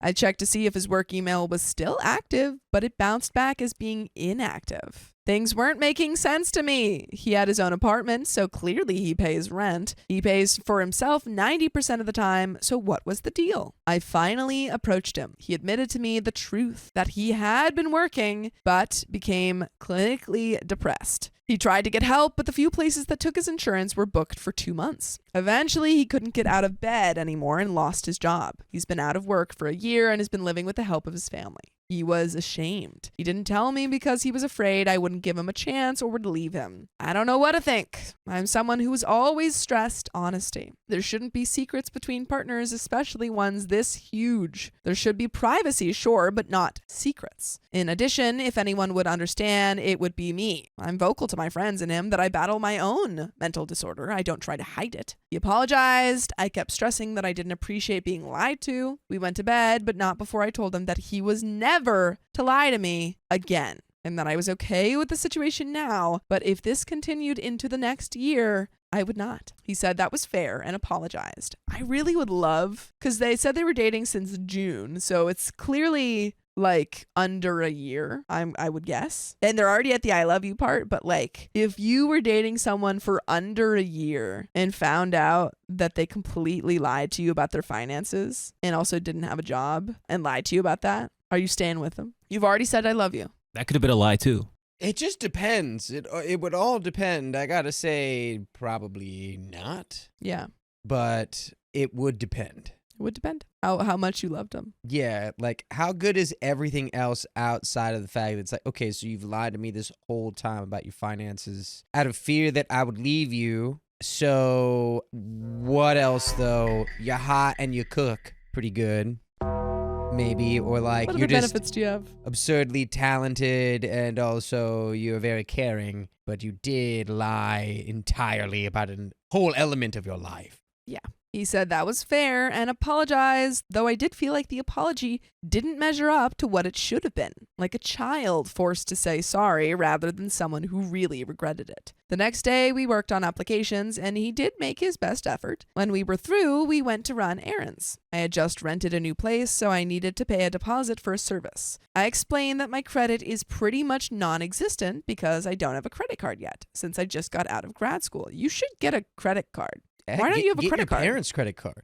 Give me the 3 numbers on the back. That doesn't even make sense though. Since I just got out of grad school, you should get a credit card. That means like your grad school means you're like older than, you're in your mid-20s or something, or like at the very least like Old early enough for to- a credit card. Old enough for a credit card. Also, a little PSA, or not PSA, but little pro tip for all you gamers out there. And by gamers, I mean people living life. The game of life. Pay for your loans with your credit card if you can, your student loans, because it's a good way to get good credit. It's my little pro tip for you. I off the cuff mentioned that my credit score will probably be better due to the fact that I don't have student loans, scholarships, whereas he does. Not necessarily. If you're paying off your loans, it looks really good on your credit score. On time, at least.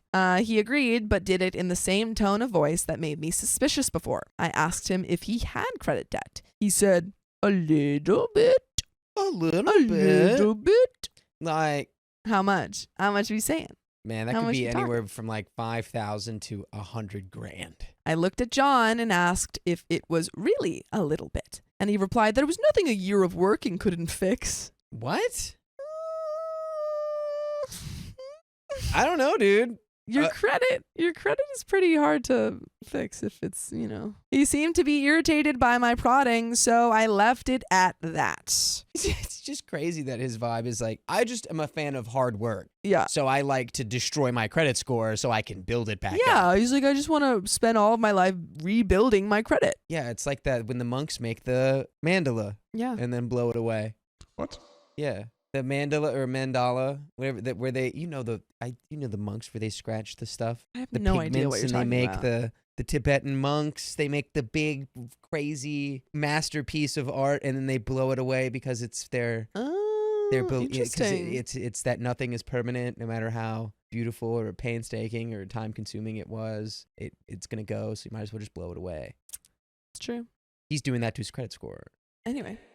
And maybe I was wrong to prod because we are still in a very young relationship to be discussing finances, but now I'm looking into every little conversation. Will he always lie about our finances? Will he lose his job and not tell me? Is this just a result of the depression, or is his dishonesty due to something in his character? I don't know what to do. Edit, I'm reading all replies, but unfortunately I cannot answer them at the moment. I will say this because there seems to be confusion. He did tell me he had depression early in the relationship. I didn't quite grasp the severity at the time, as he seemed to be a fully functioning person by the time I met him. He wasn't sure what to bring up the conversation, and he had hoped that he would have a new job before it became a problem. As far as moving in together, no, we are not doing that. Don't do that. Definitely not Don't a do good that. idea to do that. Yeah, neither of us feels comfortable, and I especially won't be comfortable with that until he had a job and I knew more about his finances. Update! There is an update, folks. Any thoughts? Yeah, you cannot move in with someone if you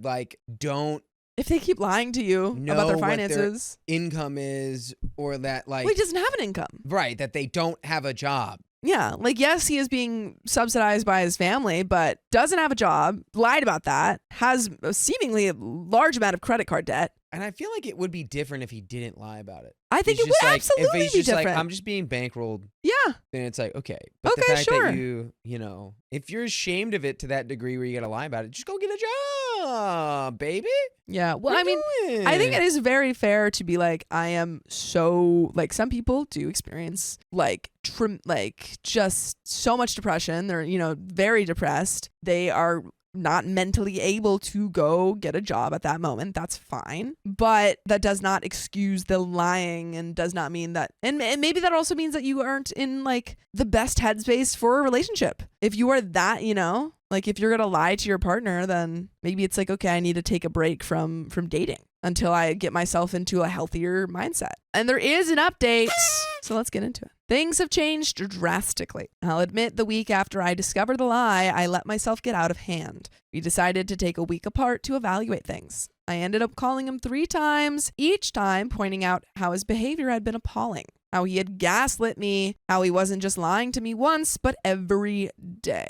How I feel he wasn't taking this as seriously as he should, and it was as though he didn't feel anything about the fact that he lied. He didn't say much during those phone calls, just accepted them. Finally, after the 3rd one, he wrote me an email where he detailed what was going on, that he was afraid of losing me, of losing his friends, of losing his family, that he hid what he was because he was ashamed of himself, and it was easier to believe his own lie and pretend it was true than face the reality. Are you sure about that? Are you sure about that? Are you sure? Does it still feel easy? Because this is all the consequence of the lie. Yeah. The lie's not gonna, go away. And all of the little kind of branches that come out from this lie are just gonna make things harder and harder. He confessed a lot to me, including how much he loved me and didn't want to lose me, and he was willing to make amends. He admitted he didn't know why I was with him, implying that I could do so much better. And now he's guilting you. That is a tactic that people use. I mean, like you hear it. I think the most easiest example that you could use is like when a mom is like, oh, like just get a new mom. Oh, like I'm such a terrible mom. Like you should just, I'm the worst mom in the world. You should just get another mother. And it's like, it's a guilting tactic so that you go back and you say, no, you're a good boyfriend. Like you're not the worst boyfriend in the world. Right. I love you. Like that's what he wants you to do. So you should just tell him that he is. Yeah. You're like, yeah. No. On advice from one commenter, I set up parameters for our relationship to continue. He needed a job by January 1st. You're still putting the timeline together right now? I'm wondering if this update came after the 2nd June or if this whole relationship has been 6 months. I would bet that. You think it's been 6? I'm betting on that. Which, that's a normal time. Like they probably said, I love you, like maybe 4 or 5 months in. But, wow, for him to like lie, yeah, a lot. And he was to never, ever lie to me again. Wow, I wonder how long that will last. Well, today is the first day of his new job. He found it mostly on his own. Did we fact check that this job exists?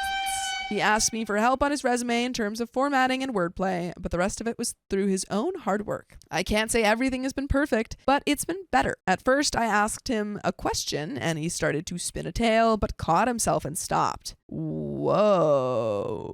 I mean, like, good, but like the fact that his default is to lie. He's like, hey. He's like, oh, sorry, I was about to lie to you. That's my bad. He just stops talking. He goes, I gotta be real. Everything I just said He's like, was a lie. That was all a lie. But my bad. That's the truth. That's the truth. You're welcome. Thus, canceling out the lie. He's like, it's just a habit. I've been lying to you the whole relationship, so I just have to break that habit. Sorry. As far as therapy, it will be 90 days until his insurance punts in, and then he is going to go in. At first, he was resistant to the idea. He didn't see how it would help. But after I explained how much his depression has hurt me and how I would not go through this again, he agreed. He hasn't specified his debt, but he said it was just a few months until he paid off his credit card debt, leading me to believe it's somewhere around $3,000. His student loans would take longer, but this is to be expected. We talked about moving in, but we both agreed it was too soon and to reevaluate sometime in the spring. He wanted to get his finances in order, so his credit score is better, and I want to see about breaking my lease. My place is very small, and his place has roommates. Meanwhile, he started jogging and contributed around the apartment to make things easier on me. A few weeks ago, I got into a car accident, and he was there for me. He took care of me while I recovered, showing a great deal of concern and holding me when my anxiety started peaking.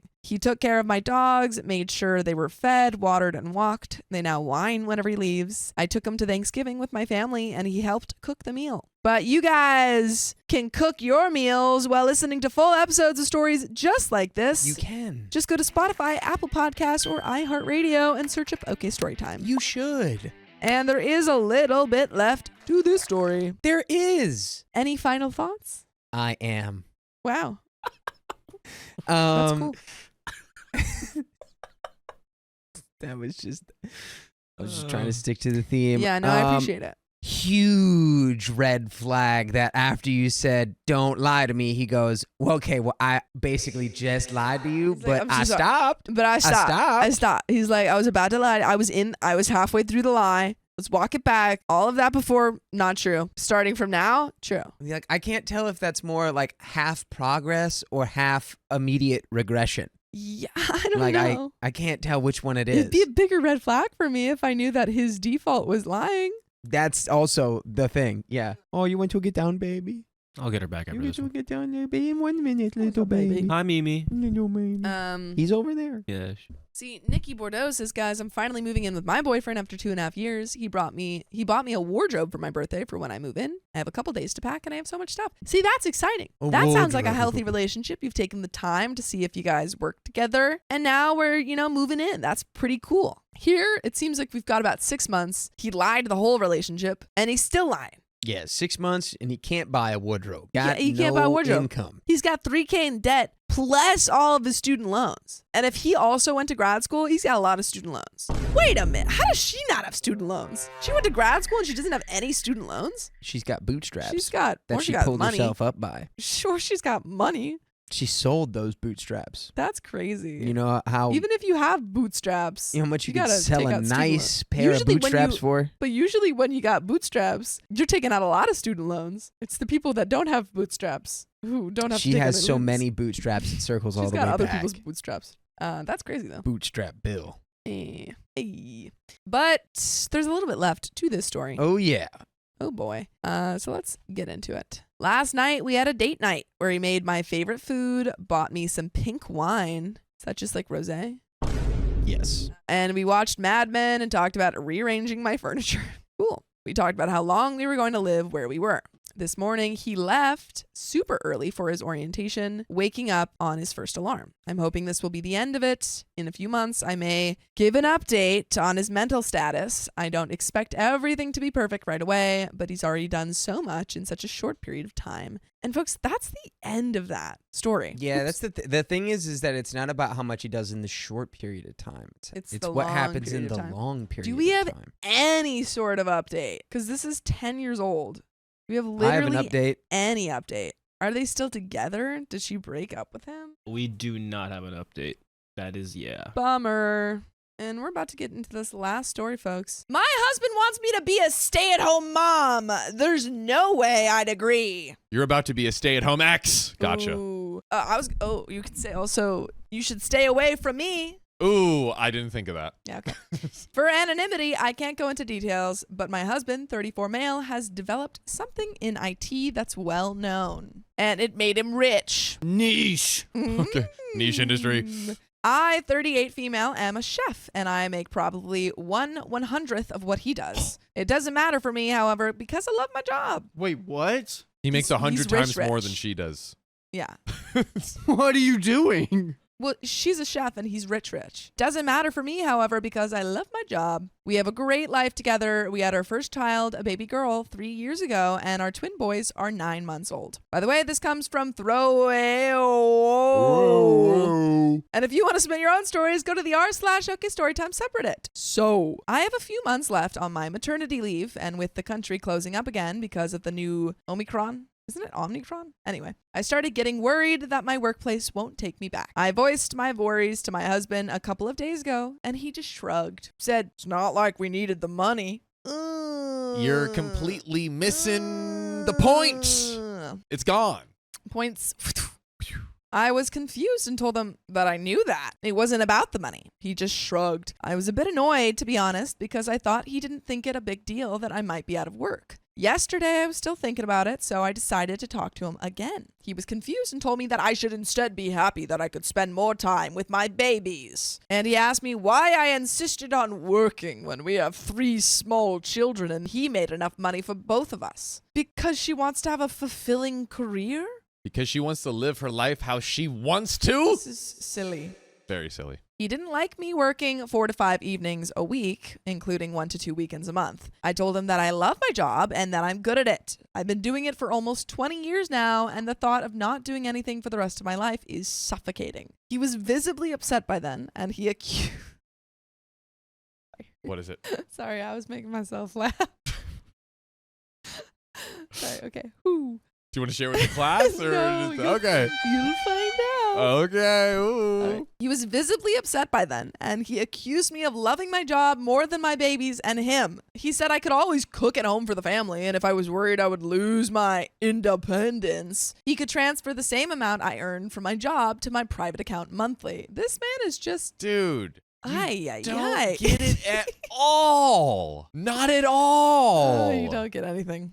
Oh wow, you want to cook for other people, not us? Yeah, he's like, why are you being a chef for others and you can't even cook nonstop for us? Oh, I didn't know you Ridiculous. liked hoarding food away from your family. I didn't know that's like what you were like freaking into. What, am I not enough to cook for? Am I not enough to cook for, huh? I started crying and he kissed and hugged me and told me that he loved me, but he had been thinking about this since our girl was born. He didn't like me coming home late at night, so I needed to choose between my job or being a family. I was startled. Did he mean it as an ultimatum? He did. He actually wants me to be a housewife or we go our separate ways. No. Yikes. No. And he makes 1/100th more than you. Dude. Or 999. 100 times. 100 times more than you. That's just so messed up. Oh. I mean, like, I'm sorry. Being a stay-at-home parent is something that you should agree upon as partners, not just something that you force on someone. Yes. Could Sophia, in an Yes. alternate universe, he would have been like, hey, like, would you staying home with the kids be something you would enjoy? Is that something that like fulfills you or whatever? That's kind of like what I would, hope in a partner. But of course, you have to live your life. Is that something you're interested in? Is this an acceptable way? That of is an being able to acceptable address way. it? That is an acceptable way. But is this an acceptable That way? isn't an acceptable way. Not at all. I went to my mom's place first thing this morning. She listened to me talking and crying, but when I finished, she wasn't indignant on my behalf, like I expected. She was silent for a while, and then she asked me to think carefully about my next move. If we got divorced, I'd need to think about my babies. I would never be able to give them a life their dad is giving them, and I might lose them because of it. Is it worth it to change their lives so drastically and have them live in 2 separate houses? All that for a job. I have worked my whole adult life and I just could see this as an early retirement. Many people dreamed of this. Why couldn't I enjoy it? I wasn't expecting my mom to say these things. She's always been this strong, independent woman who raised us to be independent and taught me to never rely 100% on anyone other than myself. Hearing her say all of that made me question my feelings. Before I met her, I was totally sure. Before you met your mom? Wait, is that else? Met up with her, maybe? Wait. Yeah, maybe I've met up. I think you're right. Good catch. Before I met my mother. Before I met my mom. How I met my own mom. I mean, at one point you do meet your mom Yeah.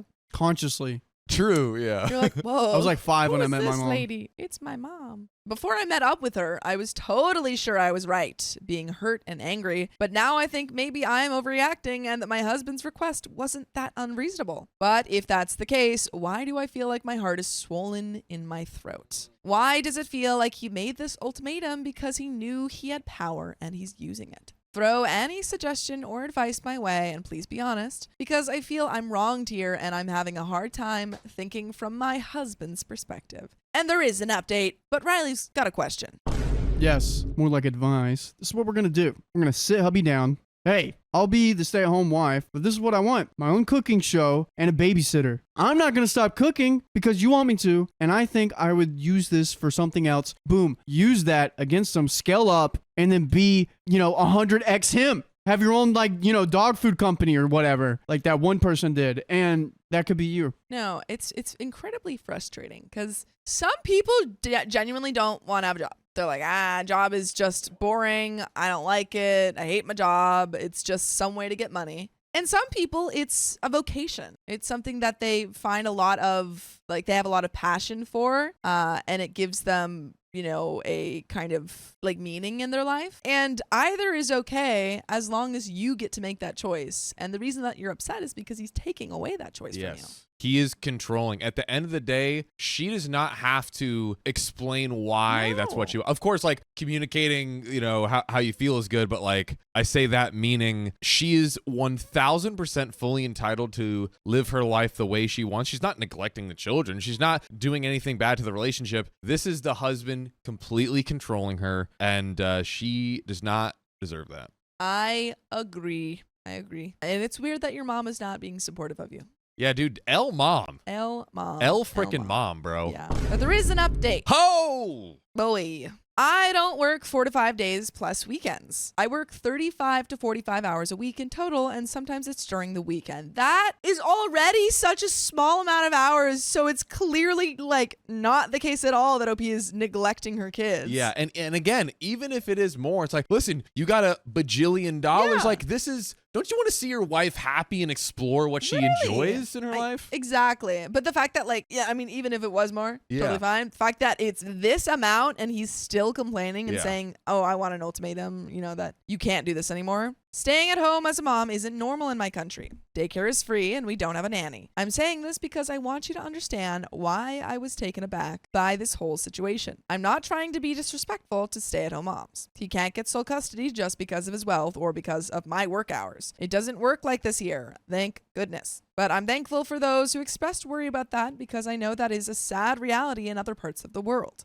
So to the update, I have had long talks with my husband about all that happened, trying to understand his point of view. I have told him that I can't see myself as a housewife ever, but that I am willing to start looking for jobs with better hours or that I can finally start my own restaurant. I mean, yeah, if I was this husband, I'd be like, oh, my wife wants to be a chef. I'm going to buy you a restaurant. Yes. Like, use all that money that you got. Let her be a cook full time, man. Because you know what, Sophia, you're not buying a restaurant. You're buying your partners some happiness.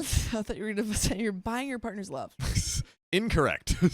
I could start searching for a location in office buildings and set up a lunch spot so then I don't need to work evenings and weekends. He didn't seem happy at all with that suggestion. He asked me why I'm so insistent on going back to work. He said these last months have been the happiest of his life, coming home from work every day to his family, and that he thought I was happy too. Dude, you literally like... Oh, this is what you did. This is yeah. This dude. This is Sophia Sophia's was angle. drinking so much silly juice the other day. She got so silly and kooky. It was crazy. I was just waiting.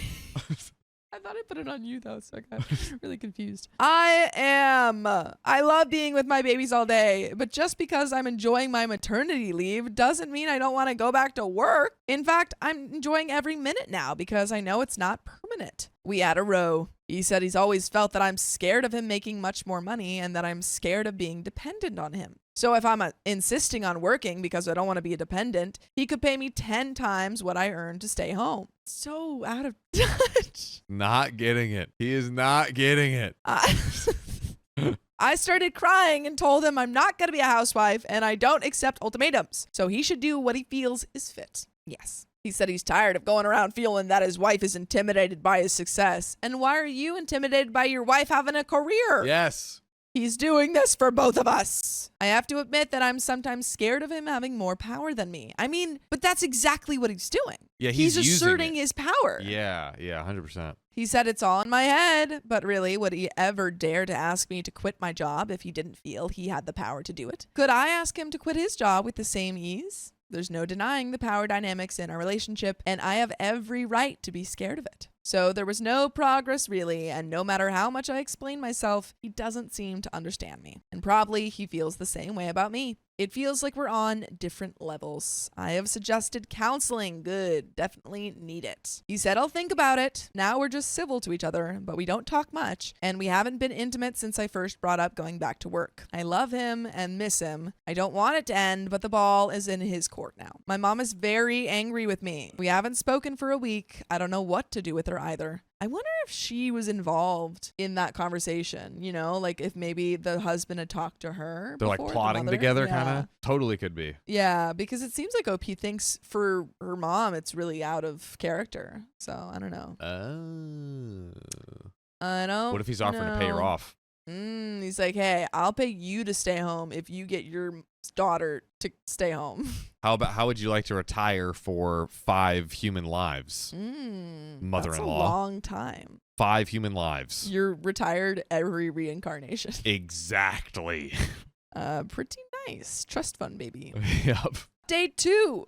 Thank you, everyone, for the support. I won't be able to make any more updates because you're only allowed 1. This, however, is not a big update, so I thought I could just add it here. My husband and I talked yesterday for the first time in 2 weeks, and he was the one who initiated the conversation. Y'all haven't talked in 2 weeks? Y'all have kids and you haven't talked in 2 weeks? How? It's just like, communicate like, just like, okay, baby needs food. Yeah. That's it.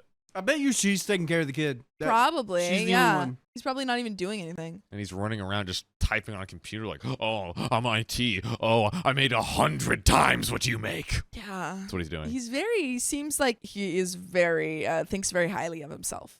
Ooh, yes. I told him that while I'm enjoying my maternity leave, the thought of it being the rest of my life suffocates me. I suffer from severe claustrophobia. I don't know if it has anything to do with this. I asked him why he's doing this. He knew my job was important to me, so why was he making this impossible request when he knew it would mean the end of us? If you're having second thoughts about our marriage and want an out, please just tell me the truth. He became very upset and accused me of trying to gaslight him. He said his reasons are legit, and there's nothing wrong with wanting his wife to be there for her family. He also said the children won't stop needing me just because they go to school. I started crying. Sorry, I'm a crybaby. And I told him if this is over, he should know it's all on him. He started yelling, no, it's because you're too stubborn and too self-involved to actually take a second and think about my wishes. I wanted to leave because I couldn't be with him anymore, but he said that it would be more convenient if he did. He's moved to our city apartment. Y'all have a city apartment? He has a city apartment? How often is he staying there? And who else is staying there? Yeah, Riley highlighted this comment earlier from Yagura cheating. Yeah, I think that's a high likelihood. There's like- another one. BS. He's like, why won't you consider my wants and needs of like having you like around so I can go to my city apartment and cheat on you? It's all I I want. just want you to watch the kids all the time so that I can check out of this family. Why won't you let me do it? I feel so lost and hurt. I love him so much, but I don't think continuing this relationship is healthy for either of us. My heart is breaking for my children. I don't know what to do. For now, I will just sit tight and wait for him to send me the divorce papers. Thank you again for the help and advice. It helped a lot. P.S. My mom was here yesterday. We talked a lot, and she's finally getting on my side. Good. I knew that when it came to it, she would be on my side, and I'm grateful. And there is a third update, despite what OP said about only being able to post once. It was lies, but good lies because Good we lies. get to see what happens. That's true. Any thoughts before we get into this final update? I would counter divorce. I don't know. I don't know what the legal proceeding is. I raise you one divorce. I did recently hear a story where 2 people were divorced and trying to serve each other because it's like, so if she Does it first, she or gets serves better. him or I don't know exactly how it works, but Yeah. I would look into seeing if that Would help. would help because then bro is loaded. In my opinion, you helped raise his children. He has plenty of money. Get that money for your dream lunch restaurant. Well, and, yeah, you know. Caitlin Von Kampen has what I was thinking, saying I sure hope they don't have a prenup. I'm wondering when he became uber wealthy, because if he made this thing post marriage, then they might not have a prenup. Yeah. But if he did it pre-marriage, may have a prenup. Yeah, which also too is he's initiating the divorce. So if they don't, I would guess Yeah. maybe they do have a prenup Yeah. because he's like, oh, I'm good. The prenup is airtight. It's, I'm yeah, good to so he go. doesn't even care. Oh boy. Well, let's see what actually is the truth. Update 3. We're separating. Thank you, everyone, for the support. My husband and I are separating. This is what he wants. As I suspected, this was more than just me going back to work. He's been feeling resentment towards a lot of things about me. Many of them I can't change, and the rest I don't want to change. It's not his or my fault. We're just not compatible with each other anymore. By the way, you're compatible with us if you listen to full episodes of stories just like this. Just go to Spotify, Apple Podcasts, or iHeartRadio and search Poke Storytime. But there is a little bit left to this story. Any final thoughts, John? I mean, very glad that OP will now be free to live her life as she wants, as she deserves, as any person deserves. I just hope that she gets a little bit of this 100x salary money. Yeah. I That's mean, my only at the hope. very least, she should get some good child support. Definitely. Yeah. Yeah. But no, yeah, it's just like knowing that if someone is asking you to do, like, being a stay-at-home mom is very worthy vocation. But if someone is forcing you to do that and you don't want to, take a look at that relationship and see whether or not you're being controlled Indeed. or attempted to be controlled. But there's a little bit left. I still have 14 months with my babies. Afterwards, all children are big enough for shared custody. I'm staying in the big house for now, but after the divorce, I'm going to move back to the city. I have been talking to my boss about my job. She will help me find a schedule around having the kids, so maybe I will work lunch hours the weeks I have them. My ambition is to still open my business, but maybe a bit further in the future. I still love him. I thought we were inseparable, but when he started resenting the very same things he loved about me, I knew this was hopeless. It sucks big time and hurts like heck, but here we are. And that's the end of that house. That's it. What? Huh? I said that's the end of that house. You did. Why did I say that? I guess it's like that household is. I honestly, I was like, okay, slightly odd verbiage, but it's still like their house is, now separated or whatever, like split home or whatever. That's the end of That's that line. I meant to say that's the end of that story. Oh, and the end of this episode. There's no more snapping and new future versions of Sophia, Riley, and John popping up out of nowhere. It's just actually over. Done. Dunzo. No, I won't do it. Need an update? Let me see if there is an update. Oh. No, I was going to say OP's husband has this I think he's falling into the trap of sometimes men can put women on this kind of, not pedestal, but they can be obsessed with this one facet of a woman, like very independent, or she's like, for example, like she's at the club and they're like, oh my God, like it's so cool, she's at the club. And then when they get in a relationship with her, they're like, why is she at the club dancing? Yeah. Like, that's inappropriate. I don't It's like that's that. where you met her. It's like, isn't it the thing you Yeah, isn't it the wanted thing you from me in the wanted? first place? Yeah. Yeah. User has deleted their account. Well, then that's that, folks. There we go. So if you love us, make sure to subscribe. We love you and see you tomorrow.